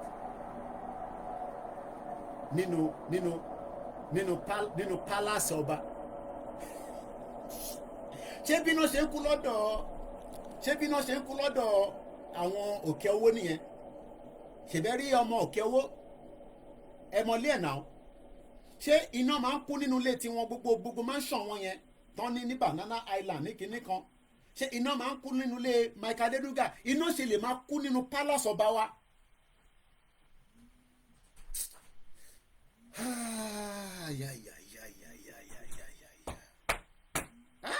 nǹkan ti ṣe wá mẹ́wàá ti ṣe wá, nǹkan ti ṣẹlẹ̀ Yorùbá gan, we are in danger, serious danger. Owó la ṣe ń raise, ìyẹn ló ṣe pàtàkì. Mr. Koiki, not the first bank ìfowópamọ́ sílẹ̀ Yorùbá, no more English. Ọ̀dà wọ́n ní ìfowópamọ́ ẹ fún wa ní owó. Pé mo rí ikú bàbá yèyè kò ń ṣe ẹ̀mẹ́wàá, kò ń ṣe tá lè máa sọ. Adé palace báyìí, even including some of his private residents kò sí iná. Àtúndé private residents wọn, bàbá yẹn ní different ones, ó yẹ yín mọ̀ lè má fi gbẹnu sọ̀rọ̀. Ìgbowó ṣá, irúmọlẹ̀. Mo ní mo dúró tiẹ̀ tán pátá, ibi tó bá ń lọ ni mò ń lọ. Ìgbowó irúmọlẹ̀, ìgbowó ti Jésù Kristi, ìgbowó tànábì. Àwọn ọ̀rẹ́ àwọn yẹn, mo gbà fún Muhammed, ọmọ Muslim ní mi, Quran nìyẹn, Bible wà lókè. Mo gbà fún ṣẹ̀ṣe. Ìgbowó twile. Ó sọ fún tán, ó máa ń sọ tán ni. Àtàdédé ọ̀rọ̀ ikú bàbá yèyè. Ikú bàbá yèyè kọ́kọ́ ní Koiki kó máa jáde. Ìgbowó ní kò sí tó jọ. Bí Koiki bá ti kúrò ní palace, àjọ ń lọ nìyẹn. Ikú bàbá yèyè ni tó bá ti fẹ́ náà ni. Ó dẹ̀ sọ àwọn ọ̀rọ̀ fún ikú bàbá yèyè. Ikú bàbá yèyè náà dẹ̀ sọ àwọn ọ̀rọ̀. Fìyẹn sílẹ̀. Kò ń ṣe pé mo wà ń bẹ̀. Yóò kó wa. 70 million ni wọ́n ná. 72 million pound sterling. Ẹ tó bá nídìí ilé Yorùbá mi, ọtí ní ká má pè ní English mọ́. Kí lẹ pè nísìn? Ilé ìfowópamọ́. Ẹ tó bá nídìí ilé ìfowópamọ́ mi. Mo dé palace, generator ń dún. Generator tí wọ́n ń lò wọ́n ní palace bẹ́ẹ̀ ló ń dún gbẹ̀gbẹ̀gbẹ̀ bí tó fẹ́ explode. Dáwọn olówó Yorùbá tó máa sọ gbogbo bẹ̀yẹn di, tó máa sọ bẹ̀yẹn di lightning. Bàbá ò ní di generator. Àìmọye àwọn tó kàtẹ́ sọ pé kò tẹ̀ sí iná tó stable lóòótọ́ ní Nàìjíríà. Àwọn bá bá solar panel kan wà tẹ́ pé á gbé, kódà tí bàbá bá fẹ́ gbé TV márùn-ún á máa gbé gbogbo ẹ̀. Mo ń béèrè pé ọ̀kẹ́ owó ṣé wọ́n máa ń múná lọ nínú ilé ẹ̀? Ẹ ní sóríire gbogbo ẹ̀yin olówó yẹn. Ìkà ni gbogbo yín. Ìkà. Àwọn ọba wa lè ní fault, but ọba wa ṣe ni wọ́n, a gbọ́dọ̀ máa fi ọ̀wọ̀ fún wọn. Lóòótọ́ wọ́n ti ṣàwọn nǹkan tí kò jẹ́ kó ṣe. I'm sure pé èmi ò dé palace Ọọ̀ni of Ifẹ̀ rí, so mo rí lè mọ ti Ọọ̀ni of Ifẹ̀. À ń raise owó láàárọ̀ yìí, ẹ̀yin tẹ̀sẹ̀ ń darapọ̀ mọ́ wa, fundraising, a fi raise 1 million. Àwọn tó ń bẹ̀rẹ̀, wọ́n bẹ̀rẹ̀ pẹ̀lú 5,000. Èèyàn kan ti gbé dé 100,000. Tàbárẹ̀ tó fẹ́ push ẹ̀ jù bẹ́ẹ̀ lọ. Gbogbo wa tá à ń gbọ́ program yìí, ẹ gbọ́dọ̀ náwó sí wa láàárọ̀ yìí. Ẹ gbọ́dọ̀ náwó sí wa. Kò ṣe pé à ń force yín, kẹ́kọ̀ọ́ kẹ́ náwó sí wa. Kò wá sówó kan tó kéré. Ẹni tó fi ṣe sí náírà, ẹ bá wa ṣe sí pounds, àgbà bẹ́ẹ̀. À ń sọ̀rọ̀ nípa àwọn ọmọ 16 years old. Kí ló ń pè ní 16 lédè Yorùbá? Wọ́n ní the palace of Ooni is the best in Yorùbá land. Èmi ò tẹ̀ débẹ̀ rí, so mo rí lè mọ bó ṣe rí. Mo ò débẹ̀. Lóòótọ́ kábíyèsí ọ pè wá, but ìyẹn ṣe tá a máa sọ lórí social media. But mo ò débẹ̀ rí. Mo ò dẹ̀ bá Ooni sọ̀rọ̀ rí. Àfìgbà tó wá London nìkan. But nígbà tí mo wà ń lé, èmi àti wọn sọ̀rọ̀ lórí fóònù, ṣe tá a máa parọ́ rẹ̀. But kábíyèsí kú bàbá yèyè, èèyàn ti Koikimedia àti Ìgbòho Òòṣà. Gbà tó wá yá bàbá gan wá láìkì mi, táwa dé Koiki ọmọ Ìgbòho, ọmọ bàbá kí tó yẹ ọ̀yà wájókòó sí màá lọ jókòó sí gbèsè ọ̀yà àṣàdúrà lọ rẹpẹtẹ. I love that man. He was honest, and I believe something went wrong. I'm not trusting anybody on his death. It's another thing. À ń sọ̀rọ̀ nípa àwọn ọmọ 16 years old.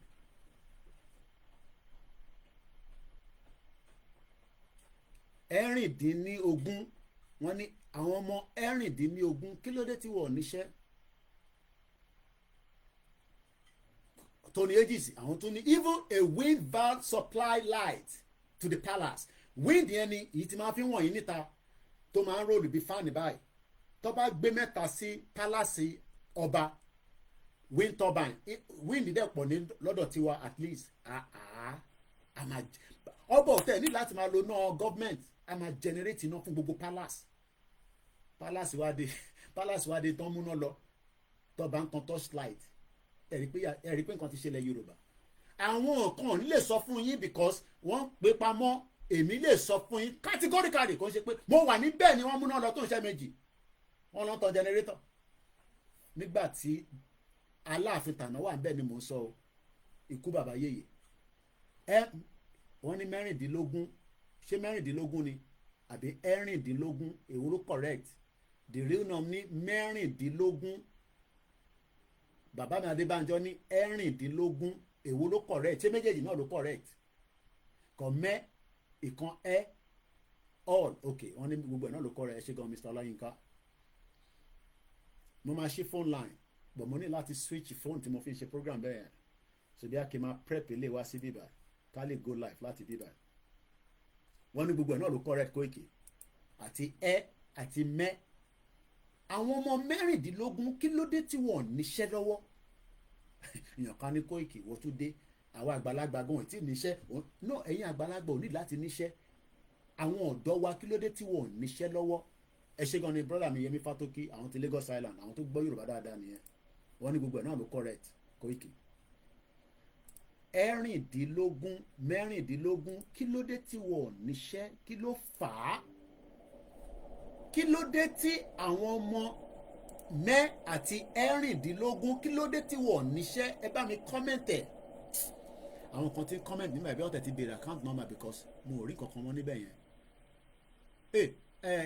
Mr. Gumi kò ṣe Gumi kan náà Amana only Nnamdi Kanu won Nigeria beforehand. There is nothing that is happening in Nigeria today that we didn't trust Nnamdi Kanu.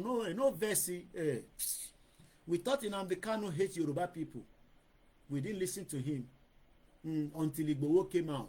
Please, okay, mo ti sọ ti ẹni tó náà ò ní di Mr. Dayo J ẹ lọ sí page okay page sister mi tí mo sọ yẹn fún ẹ̀yin tí ẹ fẹ́ ẹ jẹ́ n share link yẹn because laptop mo fi ń stream ní bíbá so ẹ jẹ́ n lọ sórí Instagram mi okay mo lè ṣe láti bíbá yẹn anyway I don't have to switch màá ṣe láti bíbá kọ́ mo ti ṣe tẹ́lẹ̀ bíbá so wọ́n ní méjèèjì náà ló correct ẹ̀rìndínlógún Mr. Sunday ẹni tó bá need account number wa nítorí ayé Nàìjíríà ti bàjẹ́ wọ́n ní it depend on the Yoruba dialect okay so àwọn olóò máa ń pè ní ẹ̀rìndínlógún àwọn olóò ń pè ní mẹ́rìndínlógún ṣe rí pé Yorùbá is ṣe rí èdè yẹn fúnra rẹ̀ bàbá mi John Ogundele ní ẹ̀rìndínlógún mẹ́rìndínlógún ìkan náà ní 16 iṣẹ́ pọ̀ tá a fi ṣe àkọ́kọ́ ìjókòó sí London nísìn after 27 years àti fagbòrò àdúpẹ́ fọlọ́run àdẹ̀fẹ́ padà wá sílé kí gbogbo akájọ máa tètè tèmi náà bá nílé iṣẹ́ tó ń produce tí wọn náà nílé iṣẹ́ àjọ máa compete àjọ máa ṣe oríṣiríṣi government policy adẹ́wà fún gbogbo wa a máa control nǹkan gbogbo a máa lọ létòlétò kí ló dé tá a fẹ́ Yorùbá nation kò ń ṣàwà o kí ló dé tí Tinubu tún sọ̀rọ̀ 2027 kí ló dé tí Jagaban ọmọlódù ọdẹ kí ló dé tó tún sọ̀rọ̀ pé kóun tún lọ ṣe 2027 òun gbọ́dọ̀ ṣe mo sì máa sọ̀rọ̀ tí fà sọ o mo gbàgbé o tí bàbá mi mo yọ mo fẹ́ clear fóònù yìí ni extension lead mi mo ti mú lọ sí Africa bàbá Ìjẹ̀bú nígbà tí mo ti dé mo rà mí mo ń ṣàròrò bẹ́ẹ̀ ti rà mí so mo fẹ́ plug àwọn phones mo fẹ́ kí fóònù kankan lọ kú mọ́ wa lẹ́nu níbi tá a ti ń bá program lọ sẹ́yìn tẹ́wà lórí Koikimedia Odùduwà a máa switch mo dẹ̀ ní láti lọ change aṣọ yìí ok mo ṣe lè wà lórí ẹ̀ cause breakfast náà la ṣe wà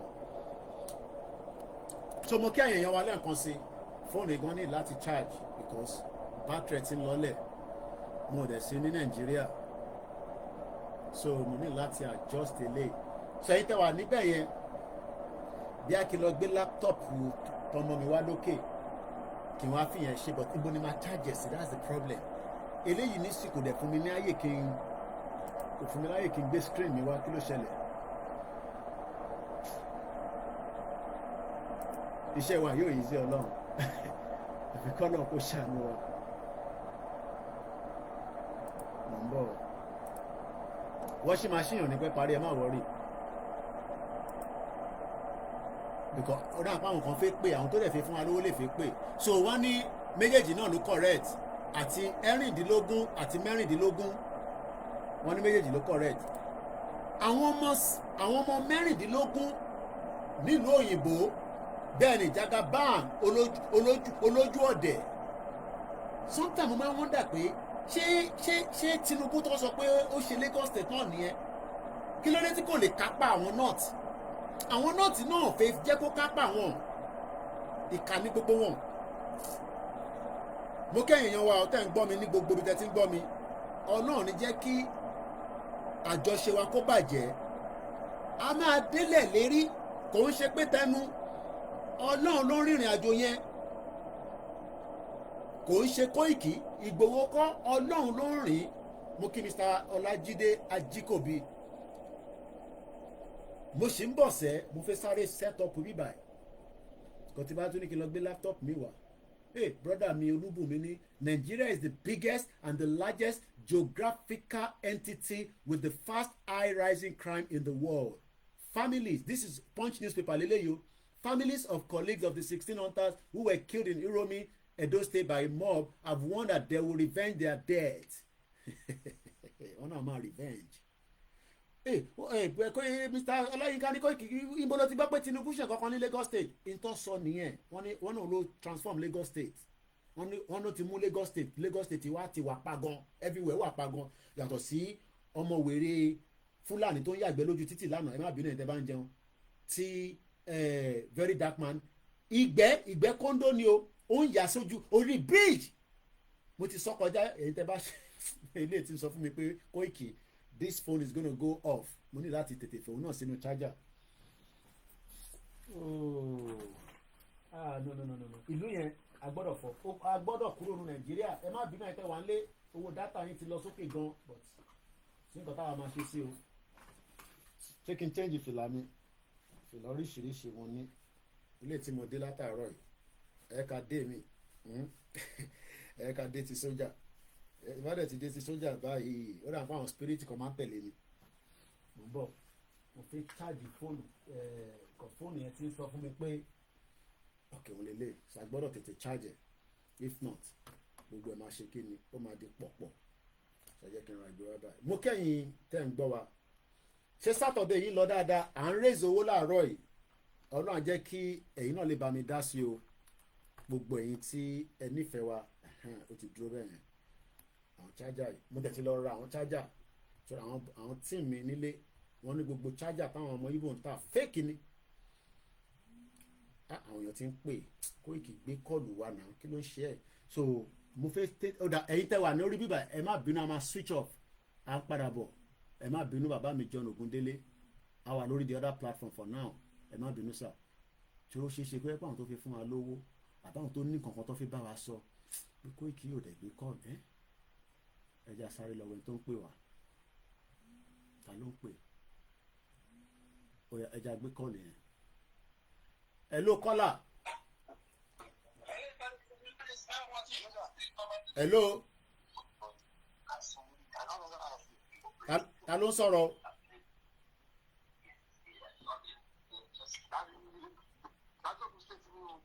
ó yá àmọ́ àrò program dá sọ̀rọ̀ later àmọ́ àrò program. All right. Okay. 5 missed call. Okay, yẹn wọ́n ti pè wá náà láti Germany. Àwọn tó dẹ̀wọ̀n Germany àwọn lè fi fún wa lówó ni. Ẹ jẹ́ ká lọ gba kọ́ọ̀lù wọn. So ẹ jẹ́ kí n gbélé wá sókè báyìí. So ọ̀rọ̀ kó má bà chájà mi jẹ́. Hello. Hello, sir. Yeah, good morning, my brother. How are you? I'm very good. I'm on the program at the moment.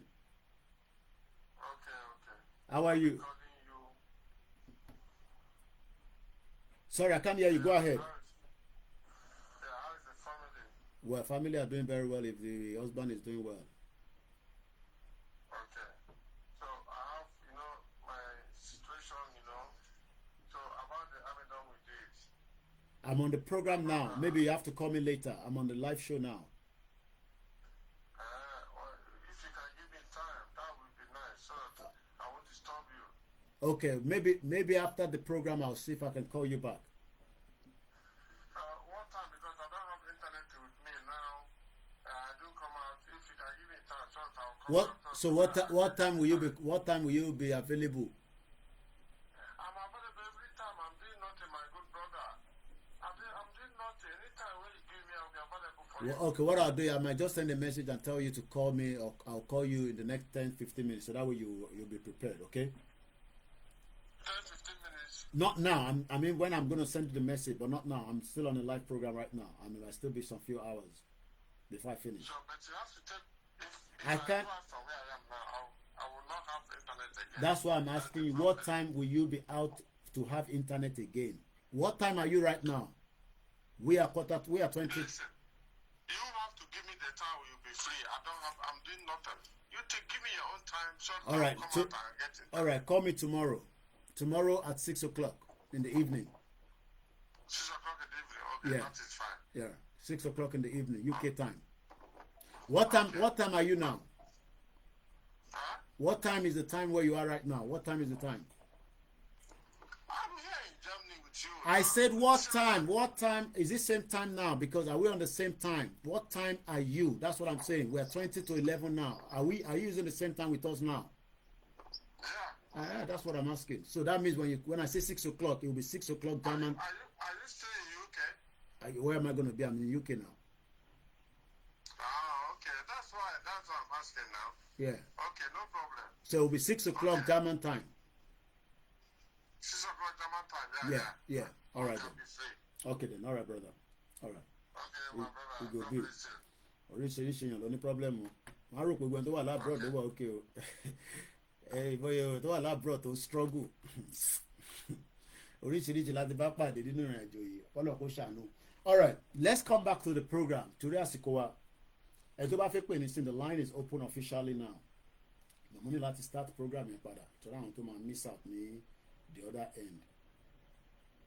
Mo kí gbogbo alẹ́ nǹkan sí i à ń sọ̀rọ̀ nípa ṣé mẹ́rìndínlógún mo kí ẹ ṣákìrù brother mi Mr. Jaye TV ẹ̀yin ní kí bèrè pé níbo lẹ́yìn wà long time sir ẹ̀yin lẹ́yìn sálọ bí íńtánẹ́ẹ̀tì Nàìjíríà kò jẹ́ kí ẹ ráyè wá subscribe kọ́ níbi cocaine ní íńtánẹ́ẹ̀tì Nàìjíríà nìsín Germany is 11:40 mo mọ̀ pé táwọn kan náà ní gbogbo àjọ wa mo kẹ́yìn tẹ̀yìn wa tẹ́ ń gbọ́ wa à ń sọ̀rọ̀ nípa ẹ jẹ́ ká kọ́kọ́ kí n clear UK King Charles nígbà tó ṣe coronation ẹ̀ èlò ló cost wa nílùú ẹ̀ owó ńlá ló cost wa àwa padà sórí àwọn ọ̀dọ́ wa tí à ń sọ pé kí ló dé tí wọ́n níṣẹ́.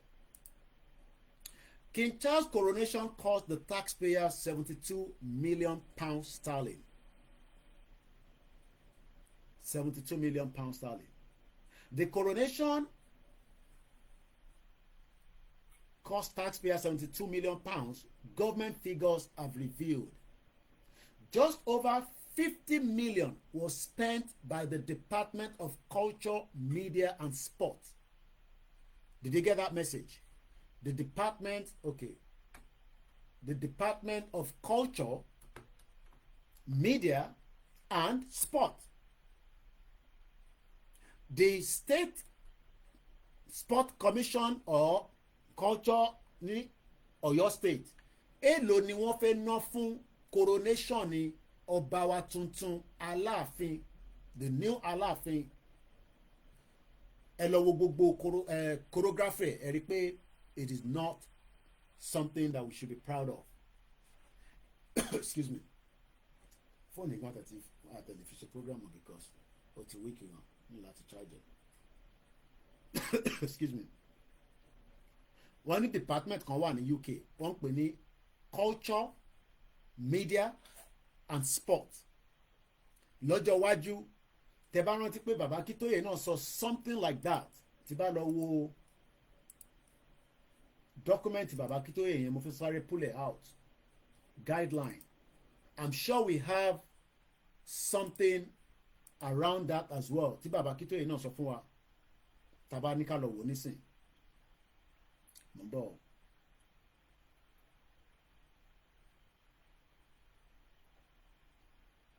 Craft, Yoruba military, immigration. Ani, we shall place great emphasis on sport. Ìyẹn kan. Then, mo fẹ́ lọ wo ibi tó ti sọ̀rọ̀ nípa ti culture. impose, create transportation, energy, water, healthcare, modernize our city, enterprise and business. Enterprise and business ló máa mú iṣẹ́ wá fún àwọn ọ̀dọ́ wa mẹ́rìndínlógún. Right now Nàìjíríà ò lè fún yín níṣẹ́ o, àwọn tó ṣe tán gan tó ṣe tán yunifásitì wọ̀ tí ì ríṣẹ́ ká má ti sọ àwọn ọ̀dọ́ wa. We shall restore dignity to our urbans. Ó wà lára tí bàbá Akíntóyè sọ ní nọ́mbà 32. Màá try láti pull it out nísìn. We shall return fully to our Yoruba language. Èdè Yorùbá la máa sọ. Ó di méjì. So bàbá Akíntóyè ti mú èyí táwọn fi sọ culture yẹn. Bàbá Akíntóyè ti sọ pé a máa make sure pé dignity padà sọ́dọ̀ àwọn ọba wa. Then wọ́n sọ̀rọ̀ nípa ìgbòmùtìrí kan nísìnyí. Media tiwa náà máa wà okay. We shall have a trusted media. Ẹ jẹ́ ká lọ ka in tí bàbá sọ ní page 84. We shall page 83. We shall restore dignity to our urbans. Irú tí kábíyèsí nísìn ikú kan nípa wọn, but ẹni tó fẹ́ jọba lọ́jọ́ iwájú a gbọ́dọ̀ make sure pé choreography wà níbẹ̀. Gbogbo àgbáyé ló yẹ kó gbọ́ pé Aláàfin fẹ́ joyè. Nígbà tí King Charles fẹ́ joyè, gbogbo àgbáyé ló sọ fún pé kó máa bọ̀. Gbogbo ẹbẹ rí mi bẹ́ẹ̀ bí mi náà lọ́bẹ̀ abẹ́ ti gbàgbé. Ẹ lọ wo àwọn videos mi back kẹ type in Koikimedia King Charles. Kẹ wo choreography. Kẹ wo gbogbo media mélòó ló ti wá sí Ọ̀yọ́ state nísìn tó fẹ́ wá cover Aláàfin pé Aláàfin joyè. These are the threats to our to not be no ẹ jẹ́ take about it. These are the reason why tí a ṣe ń complain pé ilẹ̀ Yorùbá ti wà under threat. Bí Aláàfin ṣe fẹ́ joyè nísìn ó yẹ káwọn èèyàn ti dé láti Cuba, Jamaica, Brazil, Montenegro, gbogbo other countries around the world ó yẹ kó ti wà ní Ọ̀yọ́ lẹ́ni nísìn pé Aláàfin tuntun because once in a lifetime ni ọba tó wà ń bẹ̀ nísìn wọ́n á lo ìgbà yẹn pẹ́pẹ́pẹ́pẹ́ just like bí Àwùjalẹ̀ ṣe ń lò lọ Àwùjalẹ̀ ti wà lórí oyè for 60 years. So kí ló wá ń dìlé wa òun ni pé àwọn olóṣèlú ò fẹ́ jẹ́ kí respect wà fún àwọn ọba wa and we must stop it. Kò dẹ̀ ń ṣiṣẹ́ èèyàn kan mò ń bọ̀ o. Bàbá Akíntóyè sọ ní bíbá we shall take good consensus of our weak citizens. Àwọn mo tẹ̀ mọ̀ pé wàhálà wa Nàìjíríà o. Sister mi kan jọ lọ sí school ni junior mi ni. Ó wá send message sí mi pé kí n jọ ti bá ra àwọn tí bí a ti bá lè ràn wọ́n lọ́wọ́ pé àwọn fẹ́ ṣí school àwọn tó ní physical challenge. Mo ní mi ò ní kan tó jọ bẹ́ẹ̀ nísìnyí o. Because ẹmọ̀dí ọmọ wọn kan náà tí ó ní physical challenge 11 years old boy kódà wọ́n ní tó da relationship wọn rú nìyẹn. Ṣé mọ̀ pé abroad ọmọ tó ní àwa máa ń pè wọ́n ní physical challenge ẹ̀yin máa ní tó ní disability because we try not to use the word disability in the UK wọ́n ti change ọ̀rọ̀ yẹn pé it has to be. Mo fẹ́ lé náà lọ́n gbádùn jù mo kíyà mi Awóníyì Instagram yẹn tún máa lọ ṣáàtúntì ṣe 1 hour again ni àbí 30 minutes tó ń fún mi ni kí ló dé tó ń tètè lọ bẹ́ẹ̀ kẹ́. Anyway a máa fi kíní rọ́pò Instagram láìpẹ́ TikTok a máa padà sórí TikTok àti ṣe àkáǹtì yẹn bọ̀ mo tí sort it out kan. Kí ló dé tí a láìkè àwọn tó bá ní disable tó ní disability ní Nàìjíríà ṣé stigma ni pé ẹni tó ní tó bímọ tó wà disable ṣé ẹjọ́ ẹ̀ ni ẹni tó bímọ tó wà disable ṣé ẹjọ́ ẹni yẹn ni mò ń béèrè ni o torí mi ò mọ̀ ẹ̀rùn kémi ò lọ school ẹni tó bímọ ọmọ tó bí tó wá ní a bit of physical challenge bí ojú ń dùn ni kò lè rìn dáadáa ó ní this ó ní that ṣé ẹjọ́ wọn ni àti pé ta ló jẹ́ kó máa tọ́jú wọn.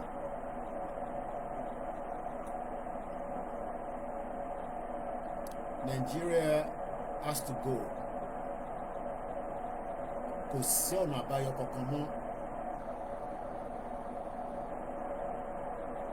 Nigeria must go. There's no doubt about it. Ẹ má bínú wọ́n ṣe machine yẹn mọ̀ slow down fún tó ó spin lọ́wọ́ ni kò ní pẹ́ parí. Ẹ jẹ́ ká lọ sọ́dọ̀ tàwọn ọba tí mo fẹ́ kà yẹn gangan. A padà wá sọ́dọ̀ ti weak citizen.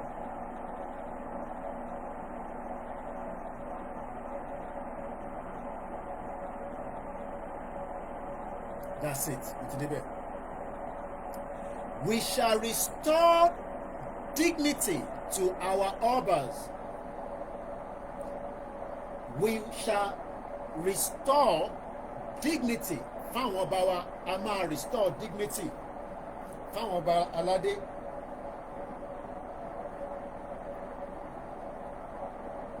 Fẹ́ wo bí akílódé tẹ́lẹ̀ yìí jẹ́ ká start padà lọ́sàn.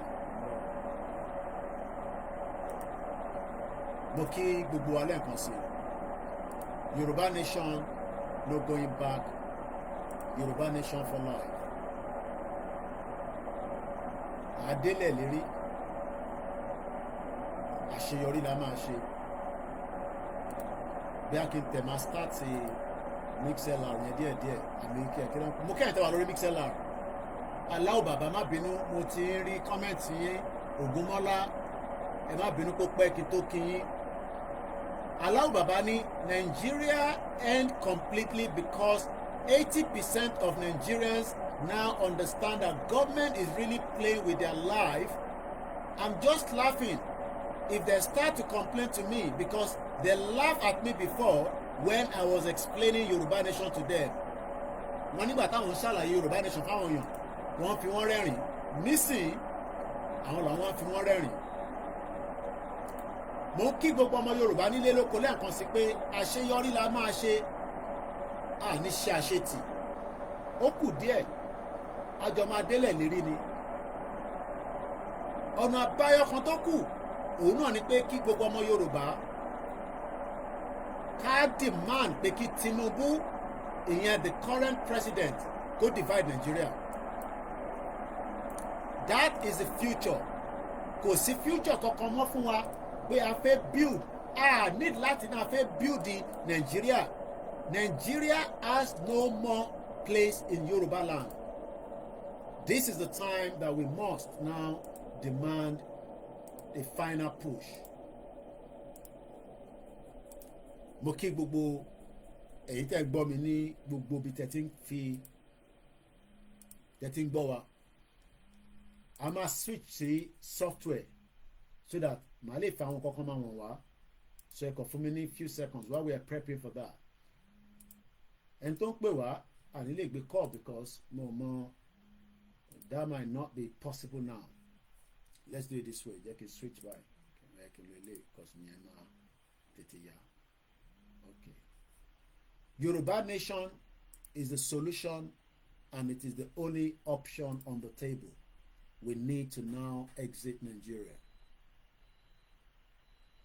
The lives of Yoruba people, the lives of Ijaw people, the Hausa people, the Biafra people is no longer sustainable inside a one Nigeria. Tinubu divide Nigeria to avoid another civil war. Okay.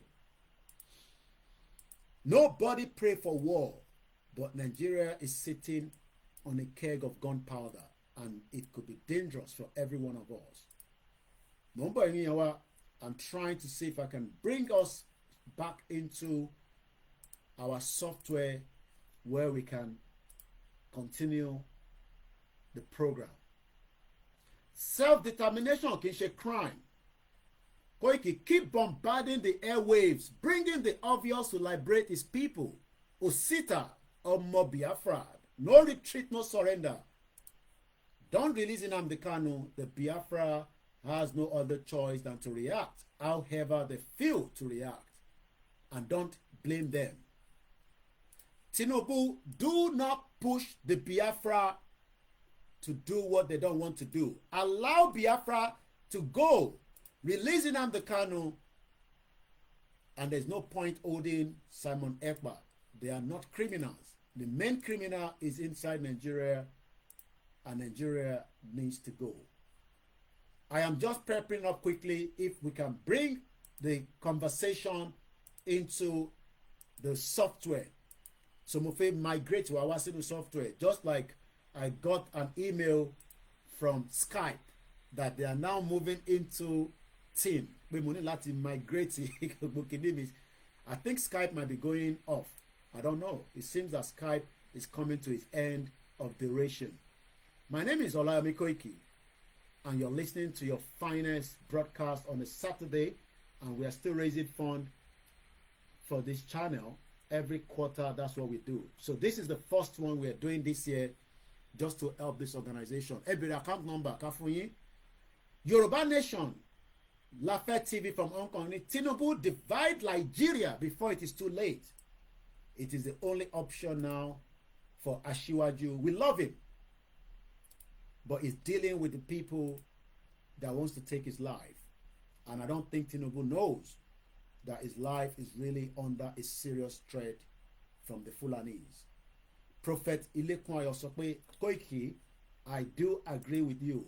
Let Tinubu divide Nigeria so that we can have 4 countries out of the current Nigeria. Nigeria is no longer going to work.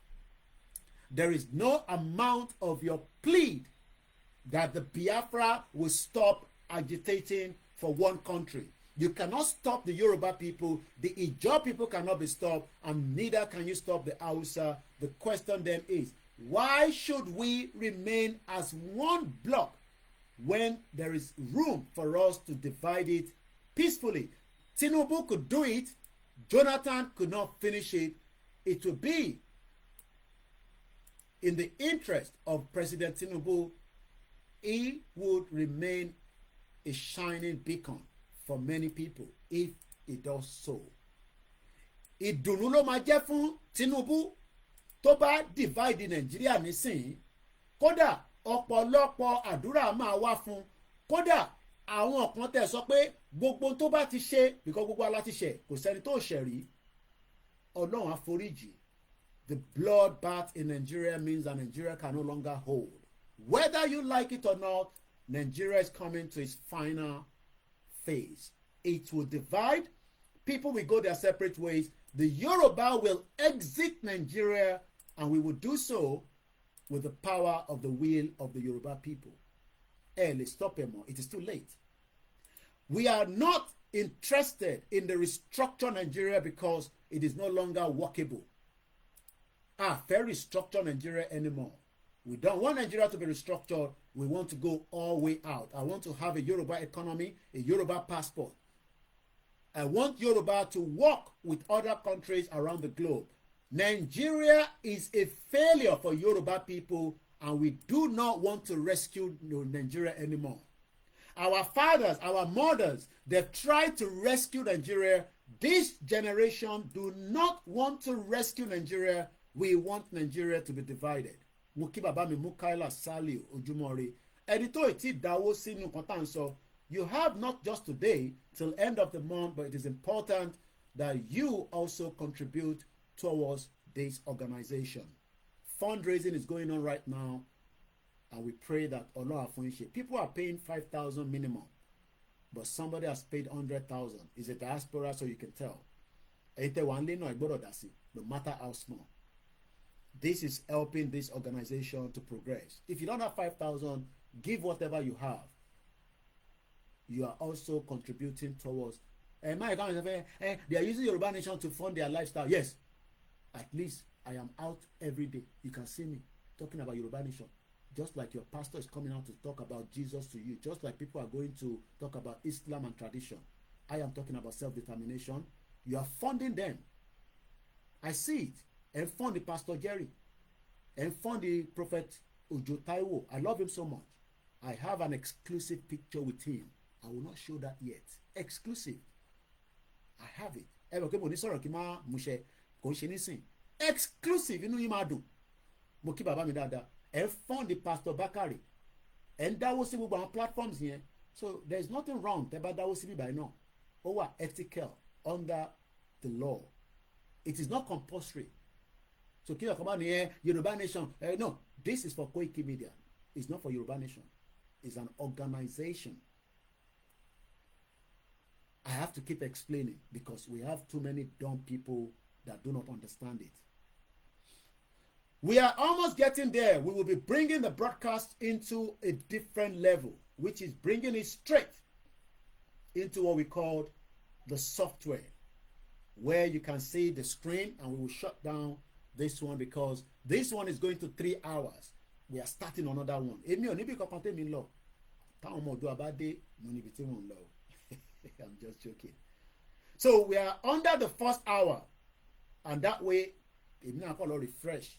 And then we will start from the software. So we are just literally 15 minutes to the end of the first phase. The second phase is a full screen where you can see everything. Everybody will be together. But for now, everybody's just scattered across the board. So I'm trying to put it together ready, and it is almost done. So I might start it slowly, but I need to quickly finishing touch.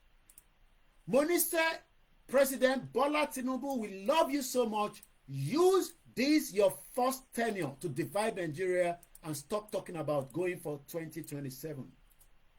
2027 ó léwu gan. Kí ni Ifá sọ nípa 2027 kó tó di pa máa parí broadcast eléyìí because I máa shut gbogbo eléyìí down. Àwa lọ sínú software. That's what I'm going to do because tibani can start it. Ó lè má tún fẹ́ start because sometimes the way this technology is working out, ó mà kí mo wà live and it might not start everything together. So I might just end everything and then we start from the new one. I cannot help you with the data. I know how it is. Bí a kẹ́ ní sùúrù tí bá ṣe tán kẹ́ download it. Or ẹ lọ máa kódà Prophet Taiwo Òjó àwọn náà ní mixlr tó máa ń sọ fún àwọn ọmọ ìjọ wọn kọ́ lọ máa gbọ́ níbẹ̀ ó wà cheaper. Ìkò ṣe dandan ni kẹ́ máa rójú mi ẹ lè máa gbọ́ ohùn mi. But ẹ bá lè fund ẹ̀ kẹ́ ẹ fẹ́ máa rójú mi fine. But I cannot say because ẹ̀yin kan tẹ̀ ní internet kẹ́hìn ní Mr. Koiki ẹ lọ máa ṣe 30 minutes èmi ò mọ bó ṣe ń ṣe 30-minute program. I talk about a lot of things. I try to educate myself and you, and it takes time. So a ti wà ní part 1 a fẹ́ lọ sí part 2 of the broadcast. But most importantly tí bá máa fi parí màá mọ èlò láti raise. I hope we have raised 1 million. Because gbogbo àwọn táwa níbí báyìí láàárọ̀ yìí láti 3 hours ó yẹ ká ti rí 1 million ó yẹ ká ti rí jù bẹ́ẹ̀ lọ. And I know my people, you will do exactly what you promise. So we are almost there. Setting up is not easy. You have to put things together. But mo fẹ́ sáré sọ̀rọ̀ nípa tí bàbá mi Prophet Moyo tó sọ tí mo kà láàárọ̀ yìí nípa tí Ifá sọ Ifá tó dá kò ṣe dandan ni kò jẹ́ ẹni tó believe in Ifá o. I am not here to brainwash you to go and believe in Ifá. But Ifá ń sọ̀rọ̀, Christian ń sọ̀rọ̀, gbogbo wọn ń sọ̀rọ̀, wọ́n ń bá Nàìjíríà sọ̀rọ̀ pé nǹkan kan ń lọ nínú Nàìjíríà tí kò right, ìtàjẹ̀sílẹ̀ ti pọ̀ jù. And that means that the country cannot hold anymore. Nigeria will divide. Yoruba will exit. Ijaw will exit. How soon depends on gbogbo wa. How soon la fẹ́ kí Nigeria kó divide? It is not a Tinubu that is not feeling well. I'm not joking. He's in France right now taking medical treatment. He has the right since he cannot build Lagos to give him a good health care. Buhari was using London as his own health care. Tinubu lo France as his own health care. Forget about his on a business visit or what that nonsense they're telling you. Tinubu ti lọ wọ́n ti gbogbo ẹ̀jẹ̀ wọ́n máa blood transfusion. I was reading ẹran tí woman kan tí mo ló kú àwọn hospital yẹn jáde nísìnyí wọ́n ní irọ́ lọ́kọ ẹ̀ ń pa o wọ́n ní irọ́ lọ́kọ pa o pé àwọn ò ní kó wá sanwó o wọ́n ní nígbà tó máa gbé woman yẹn dé hospital àwọn ní Lẹ́kì wọ́n ní kò sí ẹ̀jẹ̀ lára woman yẹn mọ́. Kí ló lè ṣẹlẹ̀ tí ẹni tó lóyún tó fi dé stage pé kò sí ẹ̀jẹ̀ lára ẹ̀ mọ́? Ṣé kò lọ ṣe tó máa ń pè ní àti matatan àbí kílẹ̀ máa ń pè mọ̀ pé ìgbà táwọn àwọn ìyàwó wa bá ní oyún níbí báyìí wọ́n máa ń lọ sí hospital èyí tó ò bá lẹ́jẹ̀ wá dìtẹ́nẹ̀ wọn ò ní jẹ́ kó lọ́lé. So nígbà wo ló mọ̀ pé woman yẹn ò ní ẹ̀jẹ̀ lára ṣé àwọn àjẹ́ ló fẹ́ ẹ̀jẹ̀ mú ni? Poor bastard country ní Nàìjíríà kò ní da fún ẹni tó bá ní ká kíkù Nàìjíríà pa bẹ́ẹ̀ ò ní ṣoríire èmi mo sọ bẹ́ẹ̀ ọmọ àlè. So hospital yẹn deny ní sí pé wọ́n má parọ́ mọ́ àwọn àwọn wá ní kó máa gbé lọ sí general hospital ní Ẹ̀pẹ́ ẹni kó máa gbé lọ sí general hospital èmi náà fẹ́ sọ pé bí a kọ́ gbé sínú ambulance nígbà tí wọ́n lọ ń ka comment yàn ní wọ́n sọ pé hospital mélòó ló ní ambulance tó lépo nínú ẹ̀ a ní Nàìjíríà ò kì í ṣe country ó ti expire Azeez ó ti fún mi lówó láàárọ̀ à ń dáwó irọ́ má jẹ́ kí n gba tiẹ̀ nísìn because Western Union ló máa ṣe lọ́la bẹ́ẹ̀ ni ẹ̀gbọ́n mi dáadáa òun nìkan mo lè yọ̀ sí lọ́rùn bẹ́ẹ̀ èèyàn tèmi ni ó ti náà máa bá mi ṣe Western a ní Nàìjíríà ṣe country irọ́ la bí Nàìjíríà ẹ rántí bàbá mi mo lè sáré play yẹn fún yín ká tó ẹ rántí tọ́sọ Nàìjíríà gbá bọ́ọ̀lù ń sunkún ọmọ àlè Nàìjíríà ìjọba àtàlómókè ẹ Nàìjíríà gbá bọ́ọ̀lù ń sunkún kí ni kan ayé ẹ pẹ̀lú Nàìjíríà gbá bọ́ọ̀lù gbogbo bọ́ọ̀lù tó ń gbá látijọ́ kí ni value fún ẹ rántí pé bàbá yẹn sọ hospital kò sí hospital yẹn ń deny ní sí pé àwọn ò ní kọ́kọ́ lọ mówó wá o àwọn kọ́ ń gbọ́ lórí social media mo ní social media yìí ló máa fún gbogbo yín ní abroad ẹ̀yin olóṣèlú ẹ̀ ní sùn tẹ bá ń sùn tá a bá ń pariwo yín bp yín ó máa right tí kò máa pa gbogbo yín bẹ́ẹ̀ ṣe ń fi kú pa gbogbo ọmọ Yorùbá àtọmọ Ìgbò àtọmọ Haúsá.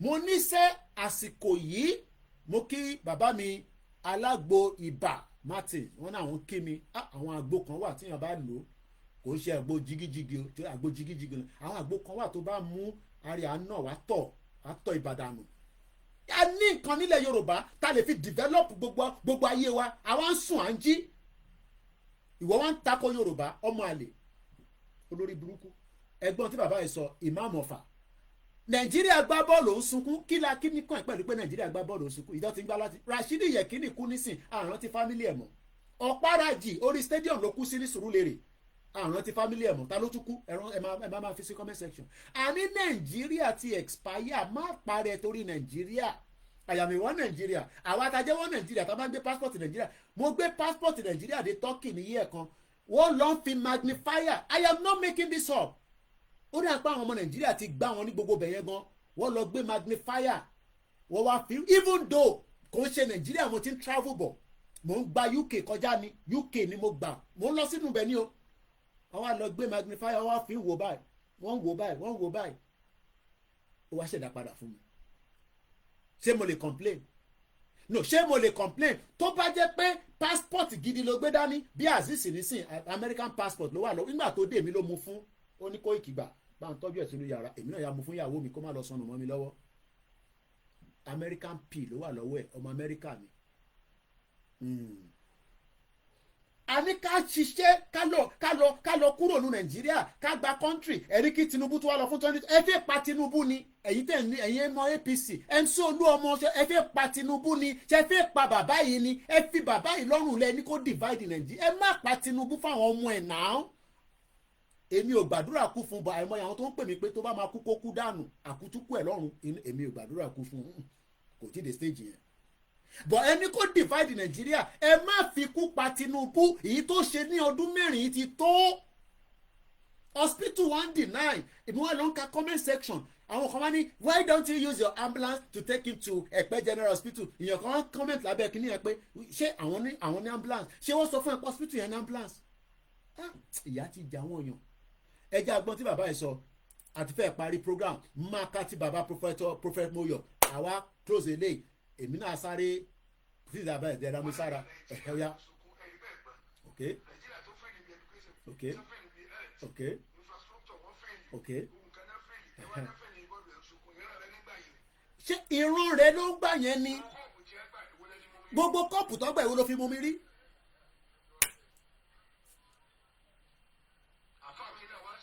àfáà mi wá ń ṣìrún kí ọmọ àlè orí rẹ̀ ò pé bàbá yìí kò ní bàjẹ́ fún yín ìmáàmù Ọ̀fà ibikíbi tẹ bá wà fún ọ̀rọ̀ tẹ sọ yìí torí tẹ́bi bá ń ṣépè ní bíbá àwọn èèyàn máa ní kí ni mo ìmáàmù Ọ̀fà ní orí rẹ̀ ò pé ọmọ àlè ó gbẹ̀rún dúró Allahu Akbar Allahu Akbar ashadu an la ilaha illallah ashadu anna muhammadu rasulullah hayya ala salah ó wá rántí pé Nàìjíríà gbá bọ́ọ̀lù wọ́n lùzọ wọ́n sunkún ọmọ àlè lórí irun bomb bastard ọmọ òfò wèrè irun rẹ ló ń gbá bọ́ọ̀lù ní kíní kan wọ pẹ̀lú yẹn ní agboolé ẹ tv tó fi ń wo bọ́ọ̀lù yẹn inú pọ́ọ̀bù kan ló ti lọ wò ó àṣẹ yín ọ̀tẹ́ ń lo pọ́ọ̀bù lọ́dọ̀ yín olóyè nìyẹn nígbà tó olóyè dé olóyè ní kọ́dínlẹ̀ ẹ̀yin wo bọ́ọ̀lù mo ní bá èmi wo bọ́ọ̀lù ọmọ yín ló máa ń wo bọ́ọ̀lù èmi máa wo máa yù máa play o mo ní kí la máa ṣe sí báyìí mo pe wà látà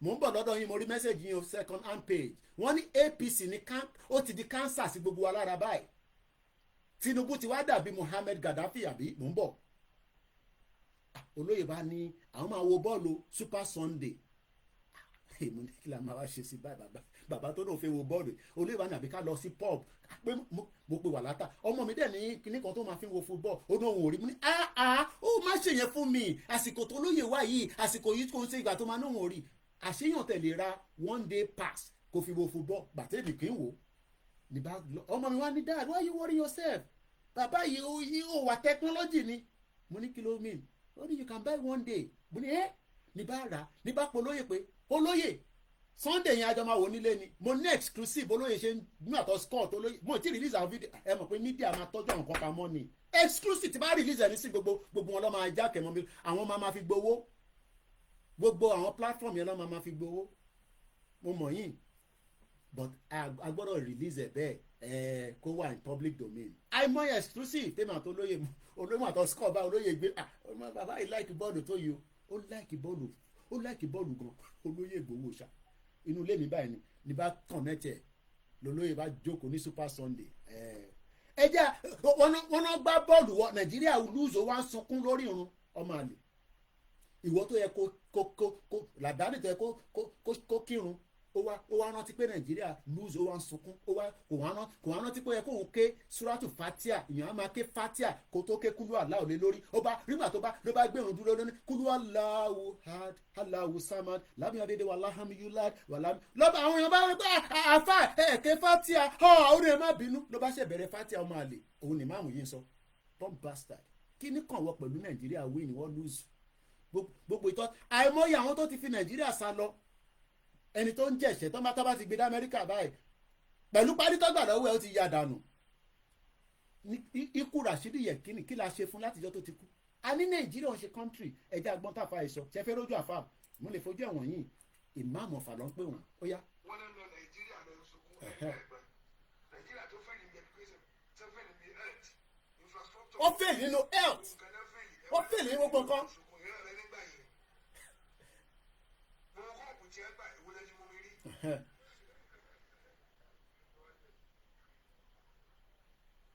àfáwé náà wá sí òkè lórí wọn na ọmọ wa lára ni orí ìlú òpè ọmọ rẹ̀ dánú wọn. kódà sí Nàìjíríà bá gbọ́ bọ́ọ̀lù tí a bá yege èmi wà náà tí wọ́n sunkún. tẹ́ ń gbọ́rọ̀. ẹ yege ní eré ipá ẹ fẹ́lẹ̀ níbi gbogbo nǹkan kò sẹ́ni kéde kò sí pa. bẹ́ẹ̀ yóò kọ́ ọ̀sẹ̀ kò lè rí òògùn lọ́sibítà. kò sí lákòóso ni wọ́n bóòlù ọ̀nà lọ ọdún mẹ́fà wọ̀ níṣẹ́. ìmáàmù ọ̀fà ọlọ́run bá wà pẹ̀lú yín àròlé ní ṣé mo san TV license ẹ̀yin ò san dandan tí ṣéyàn lè wà nílùú ikọ́ má san TV license má jẹ́ kí TV license wá gbé mi lọ sí prison wọ́n gbé yàn lọ sí kọ́ọ̀tì ọkọ̀ máa fún ẹ ní option tó fi lọ sí prison àbí wà lọ san.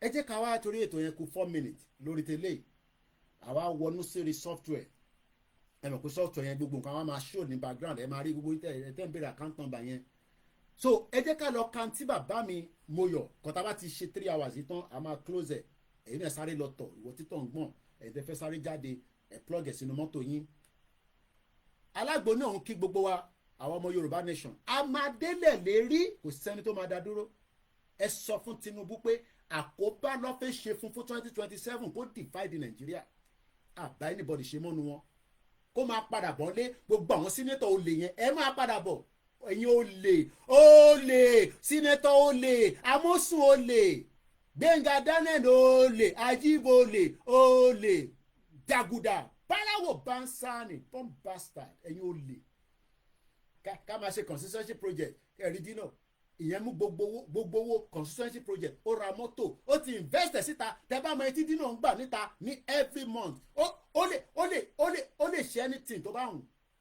gbogbo owó tó ní káwé invest sínú consistency project àwọn ti dá sí ọtí invest síta jẹ́ kó fún wọn náà ní $100,000 láàárọ̀ yìí kó lọ invest síta má invest sínú náírà torí ìlú òfò ni o a máa depreciate mọ́ ẹ lọ́wọ́ ni lọ invest $100,000 síta wàá wá mọ iye tó máa gbà wọlé ní every month n tí gbogbo wọn ṣe nìyẹn idiot all over the place èmi wọn sọ̀rọ̀ níbẹ̀ oní kí n dákẹ́ bàbá òní sóríire tó bá tún ní kí n dákẹ́ ìyá tó bí ẹ gan mo kàn respect ìyá ẹni ọmọ àlè lórí burúkú idiot all over the place Tinubu àwa nífẹ̀ẹ́ divide Nigeria òun nìkan lọ́nà àbáyọ àwọn olè ẹja àkántì Professor Moyo sọ ó kù 2 minutes tí mo fi end the program yẹn ìtí Ifá sọ mo ò ní kó gbàgbọ́ lórí ẹ̀ bó mo gbàgbọ́ bó wọn kò má gbàgbọ́ problem tí nìyẹn mo kí gbogbo àwọn ọmọ Yorùbá tẹ̀ ń ṣe oríṣiríṣi program tẹ̀ fi ń ṣe education kò ń ṣe gbogbo èèyàn náà ni ó support Yorùbá nation lóòótọ́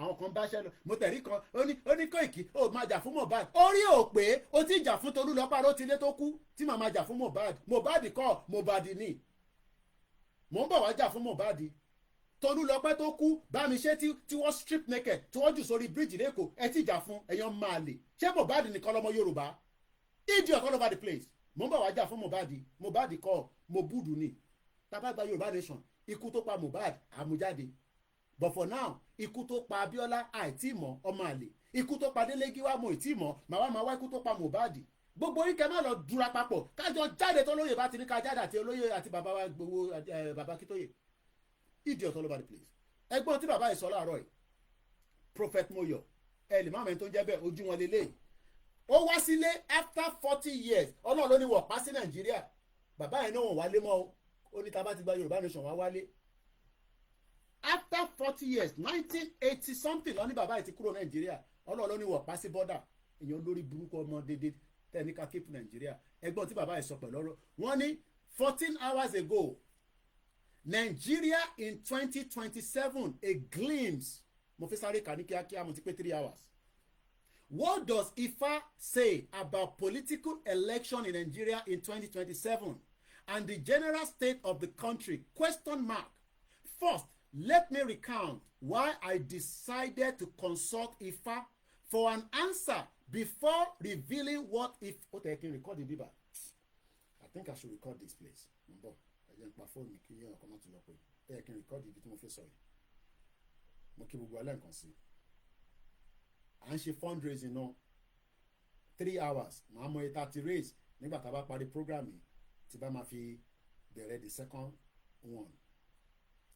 Orí ètò Koikimedia láwà ní èní ní ọjọ́ 5 oṣù kẹrin ọdún 2025 ní agogo 15 minutes past 11 àti bẹ́ẹ̀tò yẹn dé 3 hours kó tó di pé a bẹ̀rẹ̀ sí ṣe rìkọ́dì nìyí ẹ má bínú ẹ̀yin tí ẹ máa ń gbọ́ VN wa ẹni tí bàbá wa tí mo fẹ́ ka ọ̀rọ̀ wọn jáde ẹni tí wọ́n sọ lórí Facebook wọn òun la fẹ́ kà jáde òun ni bàbá wa Professor Moyo Okedeji tó ń gbé nílùú Amẹ́ríkà àwọn ló wálé ní December bíi ọdún kan sẹ́yìn nísìn tí wọ́n fi pa ní bọ́dà àwọn Fúlàní àtàwọn tí wọ́n ní wọn kì í ṣe ọmọ Yorùbá gbogbo aláran tí wọn Prophet Moyo Okedeji ẹ jẹ́ ká sáré kà èdè òyìnbó ni máa fi kà ó èmi ò gbọ́ Yorùbá láti translate ẹ̀ èyí tẹ́ bá gbọ́ English ẹ̀ ẹ wá ẹni tó máa bá yín ṣe translation ẹ̀ fẹ́ni tó bá gbọ́ VN yìí Koikimedia bringing the work closer to your doorsteps.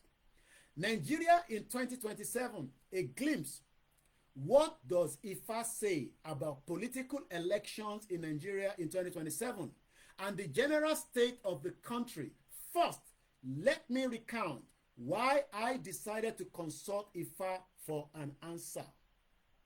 Before revealing what Ifa told me, by the way, you don't have to be a babalawo to ask Ifa a question. If you learn how to do it, your Ori gives you a direct link to the divinity because your Ori is one of the divinities. I have always worried that Nigeria in 2025 is a mirror of 1965. Those who know how 1965 was the slippery slope that led to the 1967 and the consequences for the nations of development of 1967 would understand why I have always worried that Nigeria has returned to the mid-60s. For the last 2 years, I did nothing about my worries. The news from Nigeria in the last couple of weeks, however, compelled me to turn to Ifa for some illumination. I asked Orunmila, what is the fate of Nigeria in 2027? Question mark. The Odu that appears is Ogunda Okoron. Ogunda Okoron. Ogunda Okoron. Listen to what the Odu says. Ogunda flies off and becomes Okoron. The owner of Okoron flies off and becomes Ogunda. A huge hippo falls upon the ground pig. The ground pig falls upon the hippo. They are the ones who cast divination for uncountable number of trees who were traveling from the source of Orunmila to Aye, the earth. This forest of tree asked Ifa, the earth, that we are going, will it be good? Question mark. They were asked to perform sacrifice, full stop. They said, when we arrive on earth, won't we be performing sacrifice also? Question mark. Ogunda flies off and becomes Okoron. The owner of Okoron flies off and becomes Ogunda. A huge hippo falls on the ground pig. They cast divinations for Ako tree, who was coming from the source to the earth. The other trees then voted Ako to be their leader. They crowned him. They won him. You, Ako, offer sacrifice. You are the crown as king. You should always offer sacrifice, so you may not lose the crown on your head.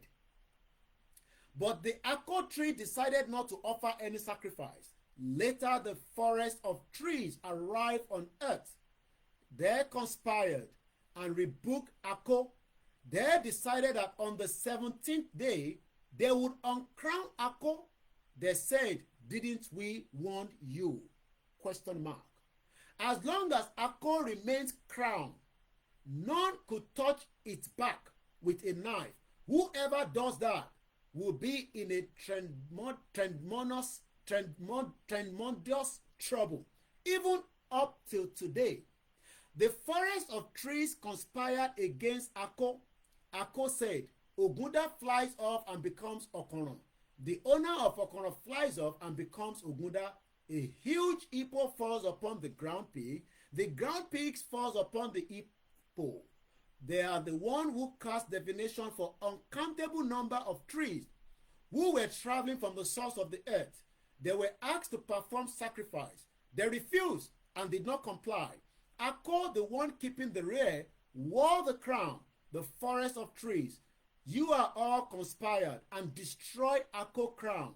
You, forest of trees. Now, interpretations. 2027 will witness conspiracies, rebellions, insubordination, even pushes, as the Ifa verses indicates. The tree of the forest will conspire against Ako, the crowned one, because Ako did not listen to their warning.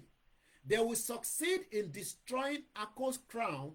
This is what Ifa says. Ifa words always come true. Now, let me pick some of the few comments. About 44 different comments has arrived. Oluwatobi, let me not mention the names of people that are commenting. This one says, I dreamt about this a couple of weeks ago. They will instigate the governors against him.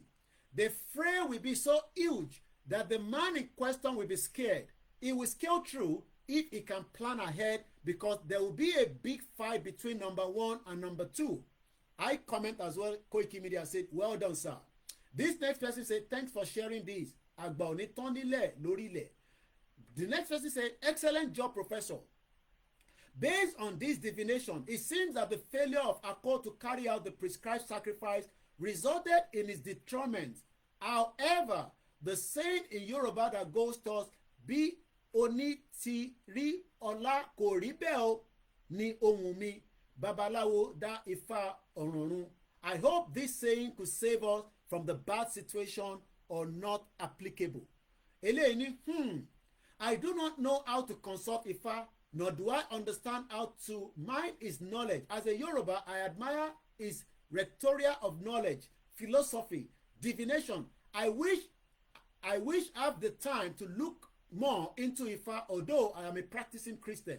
Talking about Ako, my Ori has been telling someone is cooking, but Ako will triumph. This time around, whatever the forest of the tree is plan is, they will never be able to act with the accord. Their plans will be immortal, imojo, as they say in Yoruba. They will converge and disperse. What will happen afterwards, I do not know. But something tells me the center will hold, but will be shaken. Professor Moyo replied back, thanks for your opinion. They will succeed. This is another person comment underneath that. They will succeed in destroying Ako crown, but will Ako cease to be king? Question mark.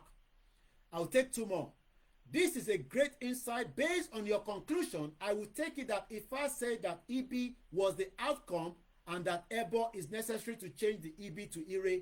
If the Ebo and the directives of Ifa are not followed, then the outcome will remain in some way for Ako to receive the lesson he and his people need. Only Ifa knows whether or not the Ebo will be performed in full. I will stay in tune.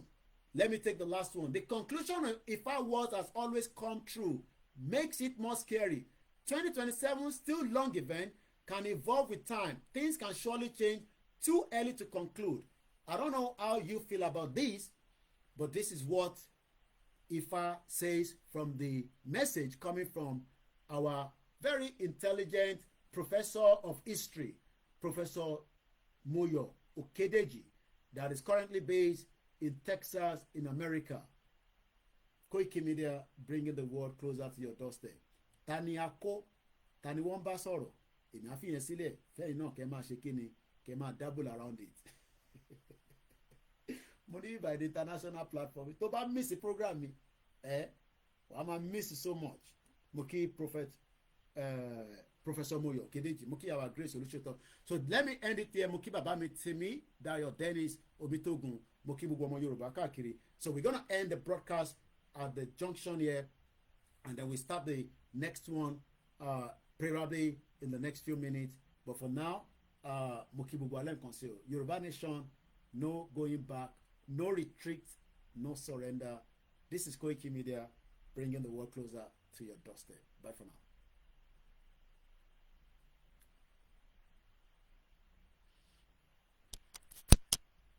I will leave the Instagram on and the Twitter space, because that will not interfere with what I'm about to start now. So I will just leave those ones running while we kickstart the next one. Enter our Facebook, we end it as well, and we start the next section in a few minutes.